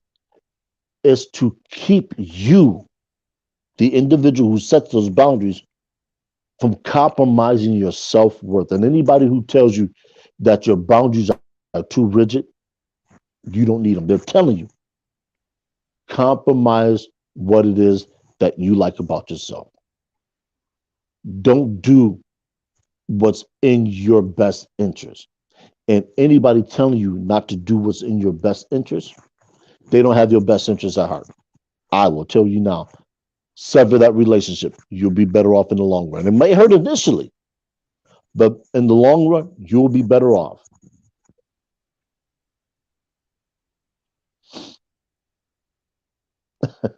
Too much. No, you're right. Uh, Boundaries are a must in everyone's life. If you do not have any boundaries whatsoever, then you're going to definitely fall for anything out there. So, no. I just want to address there was a comment between Anita and Marcia. And Marcia says, I feel being needy comes from one's own insecurities, whatever situation or situations they find themselves in. And Anita replies, she says, I feel that's a common misconception. I can come across emotionally needy, but it doesn't mean I'm insecure. People have different reasons for coming across as needy. And that's absolutely true. And it And is this is true on so many levels because, first of all, a person who you don't know, they're in their innermost workings. Another person may call their actions needy. Another mhm, person may see a person act a certain way, respond a certain way, or even by culture. culture, my culture, I don't do certain things, right? Hmm. And I don't move certain ways. But a person may look at that and say, "Oh, she's stuck up," or "She don't like to be around people," or "She may be mean," or "She Hmm. may this and that." But it's another person's perception, and that's the problem. A needy person is only needy to the person that is saying that the person is needy. What Yeah. is needy? Ask her to give an example of what the needy issues that she is actually trying to, you know, get resolved for. Well, no, and what you said is absolutely accurate. A lot of people will only expose that quote unquote needy side to an individual that they want to fill it. In other words, you may have a man who desires intimacy, but he's only going to reveal that to the person he wants to fulfill that. Conversely, women are going to do the same thing. They're going to establish their emotional vulnerability, but only to the man that they want to fulfill it. Was that something she stated as well? I No, mean, no, I know she's, oh, I know okay. she's, I know she's getting at because she mentioned Anita said it's like foreplay. Women don't want foreplay from everyone. They Not want for all women, though. We have to say some when we actually are grouping everyone. no, no, no, You no, no. What I'm saying is a woman who wants intimacy, she doesn't want intimacy from everyone. correct. That's true. That's a fact. She wants the intimacy from the person she's directing it to. That's a This is fact. why you get a lot of guys that will approach a woman who's looking to have sex and they're thinking that he can fill that role. And it's like, no, partner, you're not that man. No, guy, you're not him. And the first thing somebody will say that doesn't know and doesn't understand is, well, what makes him any different than me? She has a connection with him. She doesn't with you. It's that simple. Does it Hmm. has nothing to do with the anatomy, has nothing to do with how attractive you are, how wealthy you are. She doesn't have the attraction with you. She doesn't have the bond with you. And I will get into some more esoteric things, but I'll leave that for another show, another time. Yeah, So, but we have to address the needy part. I'm still trying to find out what she was responding. What is her issue with the neediness? That's all I'm trying to figure. What is it that this person was needy about? Give an example so that I can see where she's coming from. Because everybody has genuine feelings about some whatever it is well, that they. So I'm just trying to figure out is it the fact that she's tired of the person and so maybe they want to be no, around her, or and she feels like they're needy trying to just be around her all the time. It could be. no. That's what What I'm saying. Anita was saying was that she might have an emotional need. Doesn't matter what the emotion is that she wants filled. Okay, got it. That's why I was saying it was a foreplay. She wants that need filled, but just not by anyone. It's case in point. True. Let's move this from the realm of a need to something that an individual wants. You have a taste for something, and it's only that item that can satiate that taste. You don't want Hmm. anything else. It's just that item. We call it a craving. I got a craving for this. Well, why don't you try this? No, that's not gonna work. Why? What's wrong? It's just not that. Whatever that is just not that. It's Hmm. it's it's it's like having to scratch your back and you can't quite reach that particular place. But Okay. when that particular place is reached, you say, okay, that's it. Now I'm content. That's the Hmm. neediness. Guys have it. We just display it a different way. You say, hey, look, it reminds me of and I can't remember the man's name, and I hate when I do this. He says, we want women to be around us, but not underneath us. We want it so where if we call for a woman, she's close by, but we're not tripping over her. And that's true for a lot of men. A lot of men want a relationship with a woman to where she's within arm's reach when he needs her, but to where he's far away. Because because anybody should have space to themselves to where they can operate. And when they want that space compromised, they say, hey, you know what? Come here. Some people don't function like that. Some women don't function like that. Some women won't want their space occupied all the time. They want almost a symbiotic relationship. It's kind of like the moon and the earth. The moon has effect on the earth by causing tides. So you remove the moon from the earth's orbit, you no longer have tides. You just have water that's just going everywhere. No rhyme, no reason, no tides. You got surfers that ain't happy. All this stuff comes together. The only problem is we as humans have a difficult time trying to fit the pieces together because we complicate things. We don't try to make things simple. We say, oh, well, I want this. Well, I want that. Well, it's got to be like this. Well, if it ain't like this, then I don't want that. Make it simple. If you're looking for somebody to come into your life so you can have a better quality of life, to make it easy for them to come in, know what you want, know what's expected, so they don't have to jump through hoops. Don't make somebody jump through hoops. If you have some expectations, make those expectations known. Stop living in fear. Stop living as if, and I know this is easier said than done, but stop living as if that's going to be the last person that you encounter that can fulfill that need. I know I've had women on my squad who I'm just like, damn, I'm not gonna find another individual like that. And it's tough. I'll be the first one to say it's tough because you found somebody that compliments you so well that you ask yourself, damn, how did I exist without them? So you have to go back to the drawing board. You have to recalibrate. You have to get back out there. You have to say, okay, you know what? Losing this individual or us going our separate ways wasn't the worst thing in the world. I'll be okay. Get back out there. Don't, as Kevin Samuels used to say, life happens outside. Don't sit inside moping. Go on out there. This is why I tell people take trips, even if you have to go by yourself. Go. Stop sitting at home. Go. Go do something. Go take up some cooking classes. Go learn a different language. Go see a play. Go see a movie. Don't sit at home and let life pass you by.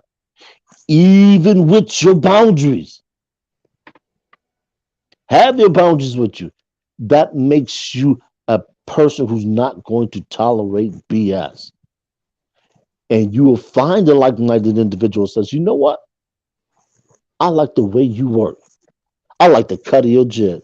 You know what? Here's my phone number. Let's meet up for a cup of coffee. You might even find a woman who will tell you, you know what? I'll take you out for dinner. Let's go catch a play. My treat. But you have to be an individual that she is willing to invest in. And they're out there. For all the men that are saying that those women aren't out there, you have to be that type of man that she's willing to invest in. And if you're that kind of man that a woman's willing to invest in, believe me, some of them roll out the red carpet for you. They're gonna make it easy. And that's an amen twice. They're gonna make it easy for you. And that's an amen another twice. No, I'm just kidding. Hey, I'm only telling you the things I've experienced. They're gonna make it easy for you. I'm just saying. So, have your boundaries and make sure. And this is the thing that I want people to understand. Your boundaries only have to be reasonable to you. They don't have to be reasonable to anybody else. They don't have to make sense to anybody else. They only need to benefit you. That's the reason why we have them there. You don't want anybody playing around in your sock drawer. Just tell them, hey, look, my sock drawer is off limits. I'm funny about my kitchen. I don't want anybody cooking in my kitchen. That's just me. So if you come over here, I invite you over to my house, and I'm telling you, dinner's gonna be prepared. All you got to do is bring an appetite. Only thing you might do in my kitchen is sit down and eat. But that's just me. That's one of my boundaries. So have your boundaries. There's nothing wrong with them. Make sure that an individual you're dealing with understands and more importantly, respects those boundaries. If you're a woman, go ahead, Jackie. I was just gonna drop a joke in there because I have lots of them. Trust me. I want to know what's in Go that ahead, sock by all drawer. I means. want to know what's in that sock drawer. Okay, as a woman, I want to know what's in that sock drawer. Why can't I go in that sock drawer? No, I'm just kidding. I said it's a joke. I might be funny about my socks And why are you funny about your socks? for What's the same wrong? reason some women don't want men touching their feet. Ooh, got it. Oh, Got it. see, I don't have that problem, but okay, I got it now. You know, some everybody some some say some people some people have quirks. exactly, and I get it. It was just funny when it was said. I thought I would ask it. Yeah, I personally I don't give a damn about the sock drawer, but I just use Okay. it. Okay. But one thing I'm funny about is my laundry. I don't like anybody doing my laundry. So, Dry dude, cleaning's you're the never going, King. Listen, you never go. Listen, how are you going to say that when you are you intending to get married one day? Are you intending on ever having a relationship more than just your friends? I may not. I'm 51. I haven't been there, so I don't know what the future holds. And if it does, it does. If it doesn't, uh, yeah, it's whatever. I'm not going to suffer any grief behind it, so it doesn't matter. Got it. Got it. All is well with that. Got it. Anyway, on continue. Continue, King. Continue. Give me a moment. So, I mean, there's nothing wrong with having those boundaries. Let people know because you get a lot of people that think they can start off a relationship not not disclosing certain things, and they don't realize that as the relationship progresses and the longer it does, that stuff becomes buried, and when it surfaces, it's a deal breaker. Case in point, let me say it like this.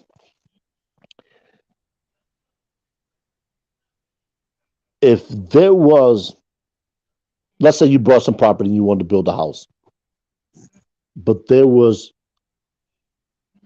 a burial ground, a toxic burial ground beneath your home that you were unaware of, and you built this ornate home, has everything you want in it, and then all of a sudden that toxic starts to come up through the foundation, and it starts to permeate the house, and you can't figure out why, so you got to bring in an expert, and an expert tells you, you know what, this is a burial ground, a toxic waste site that you built upon. I said burial ground, pardon me, toxic waste site that you build upon.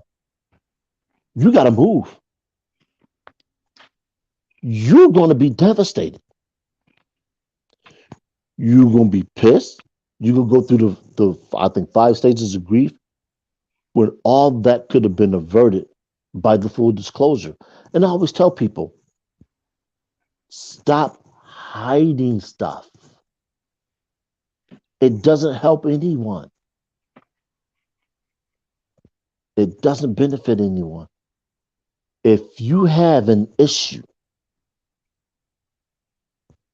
that you don't want to disclose to someone because you think they'll use it against you, then just let that individual know.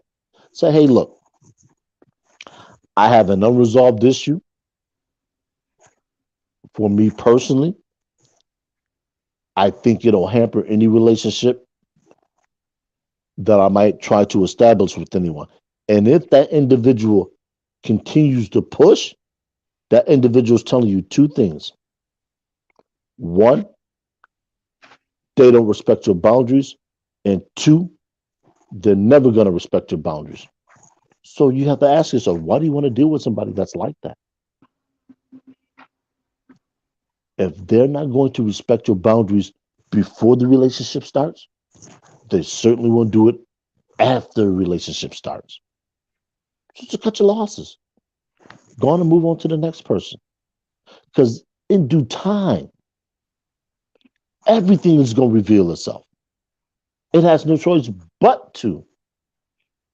The only question becomes then is what kind of damage is it going to do, and can that damage be sustained? So, you those boundaries, man, and things of that nature, they're important. But you have to be willing to make those boundaries known to people. And if you don't, when things do fall apart, as they probably inevitably will, got nobody to blame but yourself because you didn't put it out there from the beginning. It's called open communication, though. You know, and a lot of people go into it for different reasons, go into a relationship for different reasons. So they're going in either if you have to keep secrets when you first start to deal with somebody, then you're not going it for the right reasons. If you have to hold back who you are and not let them know what you stand for and what you stand on, Yeah, then you shouldn't go into a relationship with anyone or that person in particular. If you can't bring your true self to the table, then quite frankly, don't go to the table. but you have a lot of people that they don't want to be alone. That's the worst thing for a lot of people. So Oh, they'll fake it until they make it. That's when they really get themselves into bad situations. now what are they faking now? So I can be clear. They're faking that everything is okay. They're Okay. faking like they have everything under control, even though things in the home life might be a totally, completely opposite from what they're conveying to you. In other words, case in point, you said you're looking for. You said there's the employment, your Yeah. mother, and you have some people that won't disclose that. So they'll invite somebody into that chaos. And then when the individual gets into that chaos, they're gonna say, "Well, wait a minute, I didn't know you had all this going on. I'm out. Why'd you leave it? Because you weren't honest with me. You weren't forthright. You didn't tell me what I was walking into. You didn't tell me that you had this going on, this going on, this going on." I always tell people the worst thing you can do to anyone is to rob them of the ability to decide on their own. In other words, if you put an individual into a situation where they didn't get to say that I want to be involved, you've effectively taken their ability to decide away from them. And that's dangerous because freedom is predicated on the ability to decide. When you take that when you take that freedom away from somebody, they can feel like they've been trapped. You got to ask Oh, yourself, do you want to feel like you've been trapped? Most people are going to say no. Let me know what I'm walking into so I can decide whether I want to stay or not. okay. Can I interject? Sure. Now, along with that, now if a person comes into a person's life and yes, they have the choice, it's told, or even if it's not told right away, because sometimes people don't want to add a lot of stuff onto other people when they're dealing with things. And Hmm. I know that people out here who enters any kind of relationship, friendship, whatever, with a person, or even trying to be in a person's life, I believe if they would run that quick because a person have a lot going on, then they weren't meant to be there. So, and their objectives were wrong into trying to come into any relationship. But I just believe that the way, if people don't look at the fact, reality shows us that everyone goes through stuff, right? Right. Reality shows us that whether we escape it one year, we gonna go through something, and the next year, no one is exempt. And because of that, if a person comes into a relationship and feel like, or want to know someone and feel like, oh, what they got going on may be a lot for them, then I have to question that person on what was the draw in the first place, right? What would make you look that direction in order? Don't you go into any relationship to just see what's going on and work it, whatever comes with it, because you don't know a person's life until you know, you till you find out, or till you're told. So why abandon? And that's one thing I never understood. Even when people have choices, my question always is to them: what was the initial draw before you knew what was going on in a person's life? What was the initial draw? Because regardless of what, there's going to be a time where the person who seems to be like, oh, I don't want to deal with this or that, there's going to come a time when they're going to have a go through, because everyone gets a turn, right? And then the same support, the same care that they should have given someone else, they won't get it, you know? So go ahead. Well, to address the first question you asked was about the initial intrigue and the initial draw. Depending on where you meet an individual, can determine a lot. So I like I like theater. So if I meet an individual at a live theater, already there's a connection established because we're both at the same event, which means we both have an interest in it. So I may have taken an interest in an individual from that aspect. Hey, let's go somewhere. Let's talk about whatever it is. We get into our favorite kinds of playwrights, our favorite genres. You say, hey, you know what? I like this individual. The encounter we had was great. I'd like to examine this some more. So you and this individual, or me and this individual, we go out two or three more times. We say, hey, you know what? We have something here that we can build on. Now, neither one of us has disclosed any potential deal breakers because we just didn't think it was relevant. No harm, no foul. But then one of us said, hey, look, I think there's something that you should know. I have cancer and I can't do this. Or I have this, I can't do that. Or I'm struggling with this, so it's going to impact this. That's when the lines of communication being open become imperative. Hmm. Not necessarily before, because neither one of us knows where this is going to go. We're just, hey, we just happen to meet up at this event.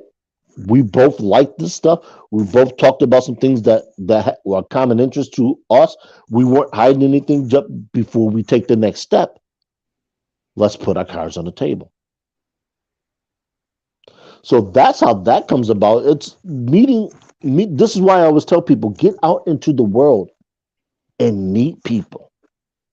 Because just because you two can't progress romantically past that point, don't mean, and this is where I said when men and women can't be friends, don't mean that you two can't establish a rapport, that you two can't go out and do things. There may be a restaurant I want to review. I say, hey, you know what? Let me call up such and such and see what she's doing. Let's go out. There's a new play that's coming to town in Toronto. Let's go here.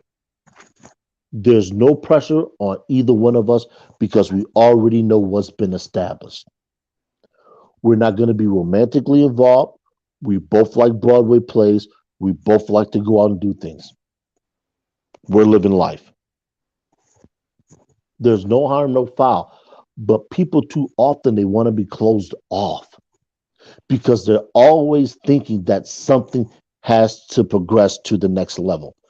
What if there isn't a next level? If you go to a shopping mall, it's 5 stories, but everything you need is on the first floor. Why go to the next floor? Just to be nosy, just to see what's up there? Yeah, you don't need anything. Get what you get on with life. You have a lot of people that they're always too curious for their own good. You know the old adage, curiosity killed the cat. Sometimes what ain't meant for you don't need to be going to seek out. Leave it for somebody else. Can I ask a question? Sure. Okay, so maybe, I mean, exploration is a good thing, and in a lot of ways, but it's just to see, not to, because if, let's say, everything you want is on the first floor, right? Hmm. Now, if you never touch the second, third, fourth, or fifth floor, you may miss some other things that you may get cheap discounts, other things, clothing. Who knows what the other levels may hold? So my thing is, I understand on that level of, you know, when it comes down to just finding out stuff or exploring things. But when it relationships, I get what you're saying. If you're Hmm. referring to a relationship, you know, Anything in life. you don't. Well, that's the thing. If we shut ourselves down, you stated earlier that we should go out and we should, meet new people and all of that. But in the process of doing that, you're going to be able to, go through some things, meet people, find things out, find things about a person that's exploring.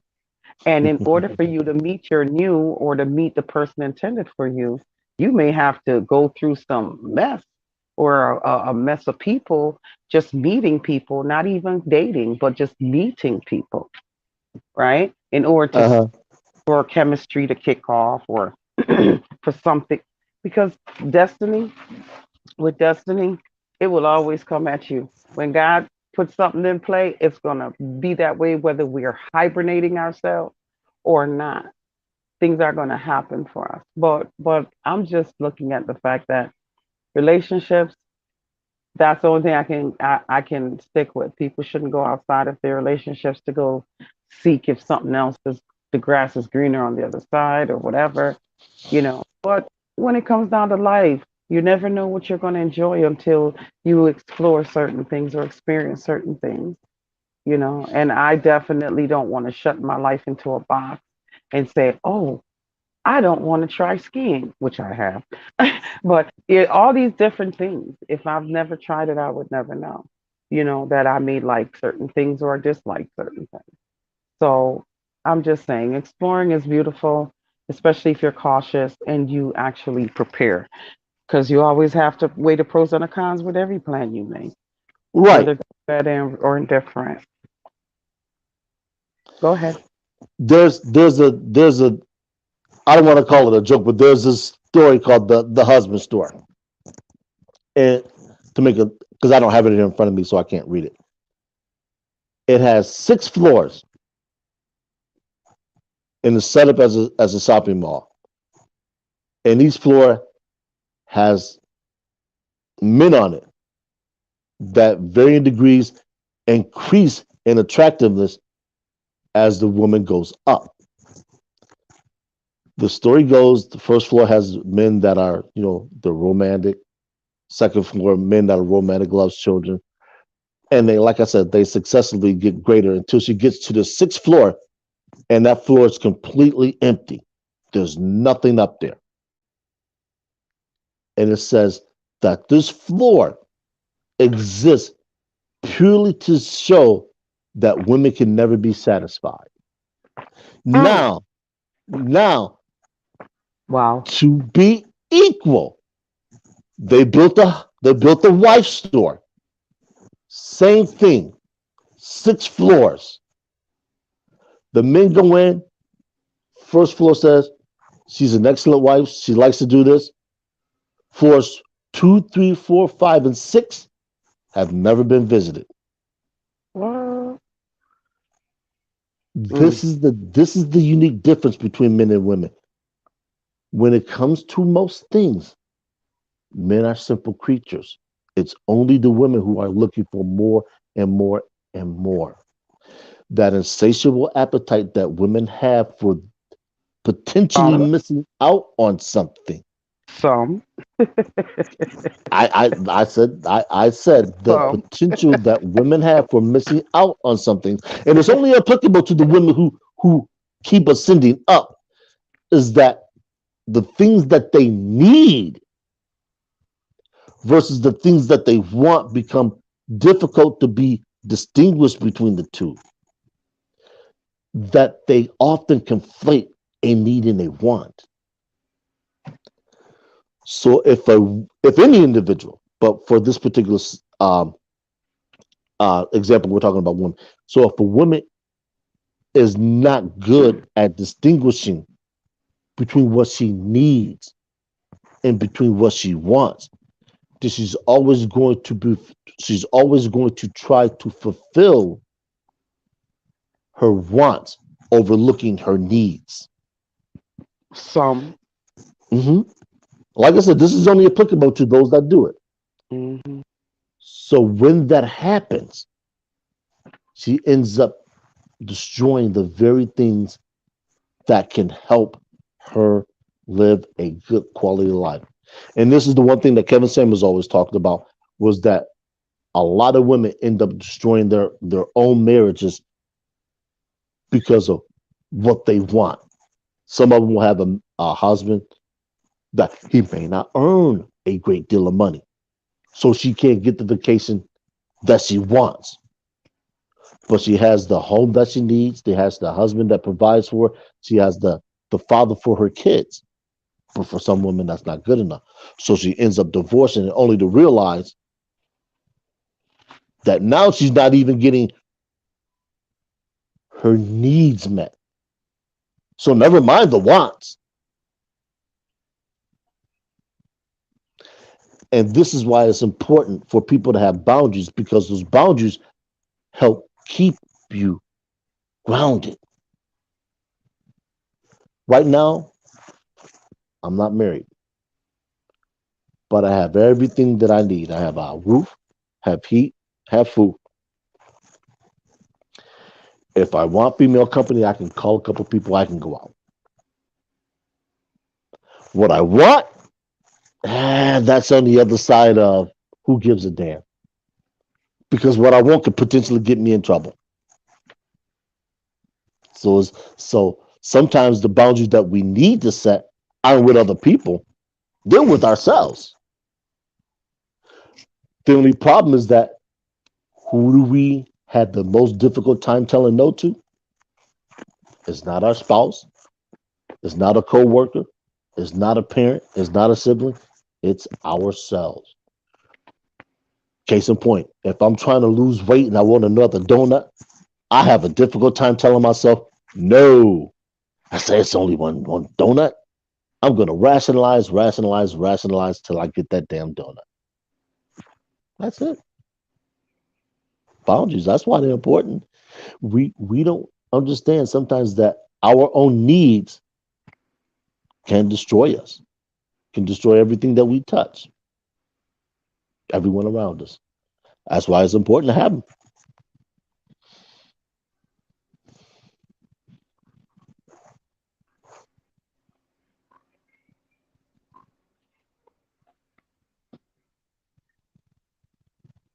Anything else?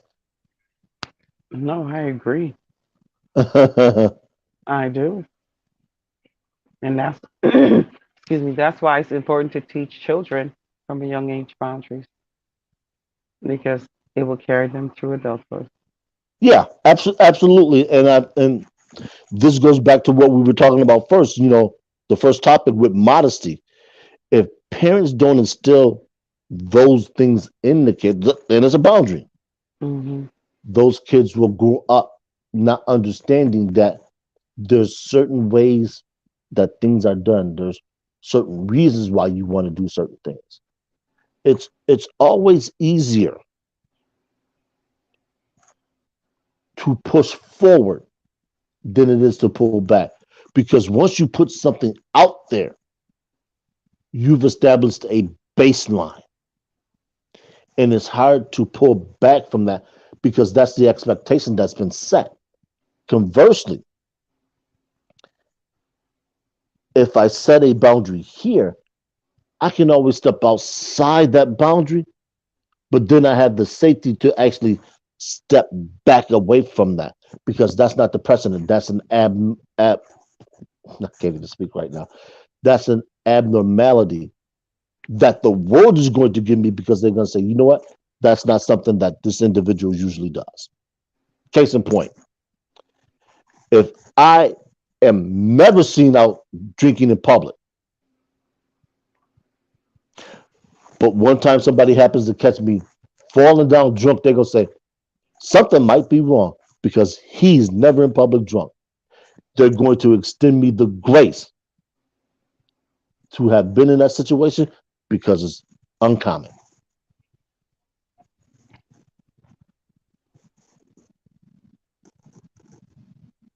And I think a lot of people when they get to that understanding in life, they become a better person. They become a better steward for other people. Everybody don't get there at the same time. Some people arrive there when they arrive there. Some people never arrive there. This is why you have some people, they speak well of other individuals and say, hey, look,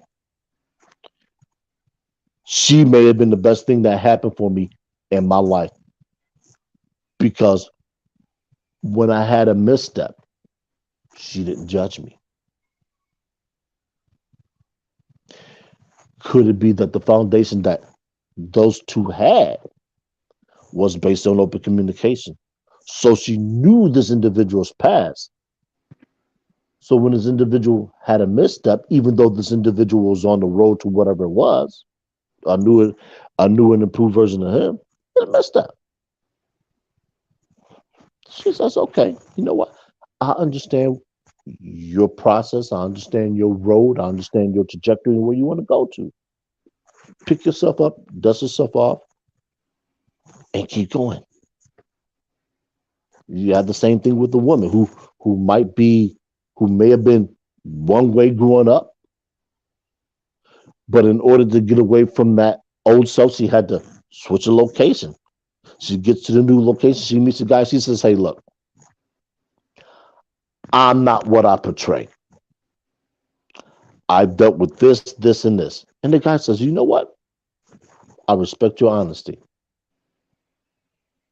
If you ever need anything, let me know. I'm here to help you. She may have had a misstep. She calls in the middle of the night. He says, where are you? Don't move. I'll be right there. He goes, secures her, sets her up. She gets back to good. She's on her way. It's just as important for a man to have females in his circle. The same way I said that if a woman doesn't have a man she's known for at least 15 years, that same rule applies for men. It just applies differently because we aren't going to need the same things from a woman. I said this before that a woman will need from us. A man might need reassurance from a woman that he's doing the right thing, that he's a good man. Because for a lot of men who suffer missteps, particularly if they've been divorced, they got some questions now. They got some questions that they can't answer. They have some things that they may need to be reassured about. And the only way they can get that reassurance is through somebody else, particularly a female, who says, "Hey, look, that situation didn't work out. Doesn't make you a bad person. Doesn't make you an unworthy person. But you have to heal that and get by that so you can continue to live your life."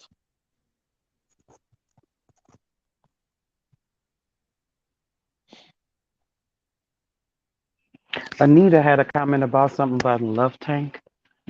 I'm trying to pull that up now. She said, "I want to add that it's about filling our love tank for me personally.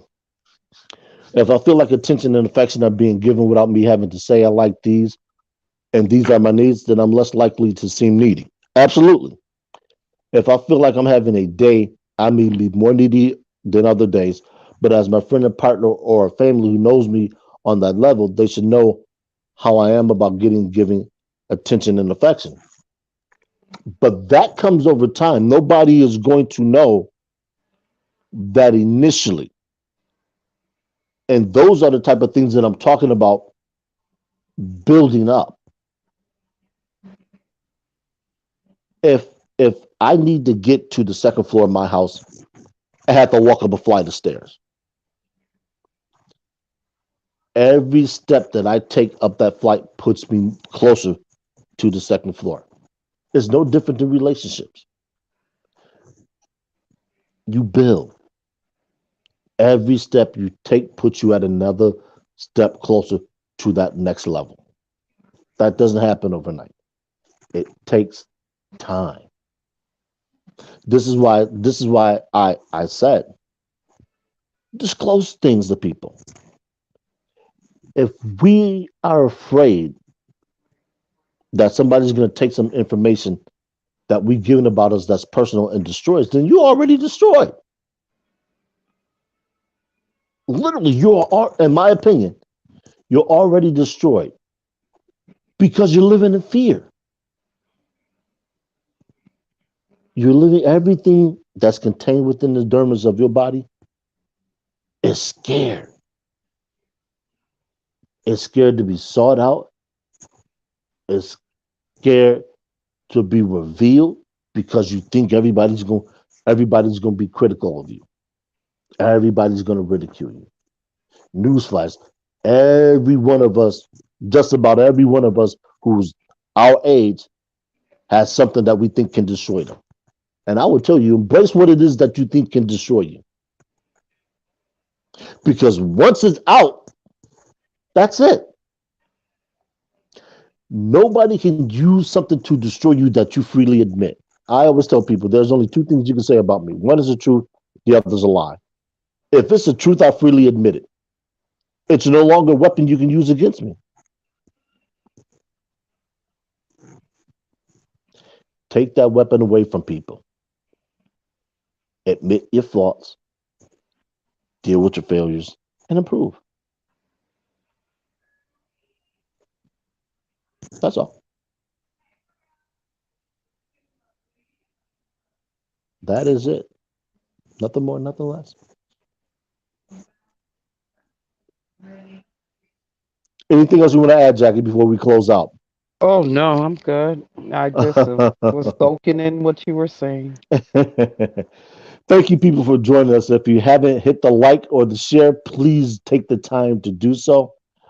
David was having a power loss, so that is why he was unable to finish us. So anybody that was trying to get in and was unable to, if you're waiting backstage, because he's the curator, if you will, of this, he has to be able to invite you in. I can't do that, unfortunately. I don't have those powers and abilities. So with that, Jackie, do you have any closing statements? God bless everyone and have a blessed night. And people, you all know how I like to close. Growth and understanding the curves and the gray area. Godspeed. See you next time. Take care, everybody.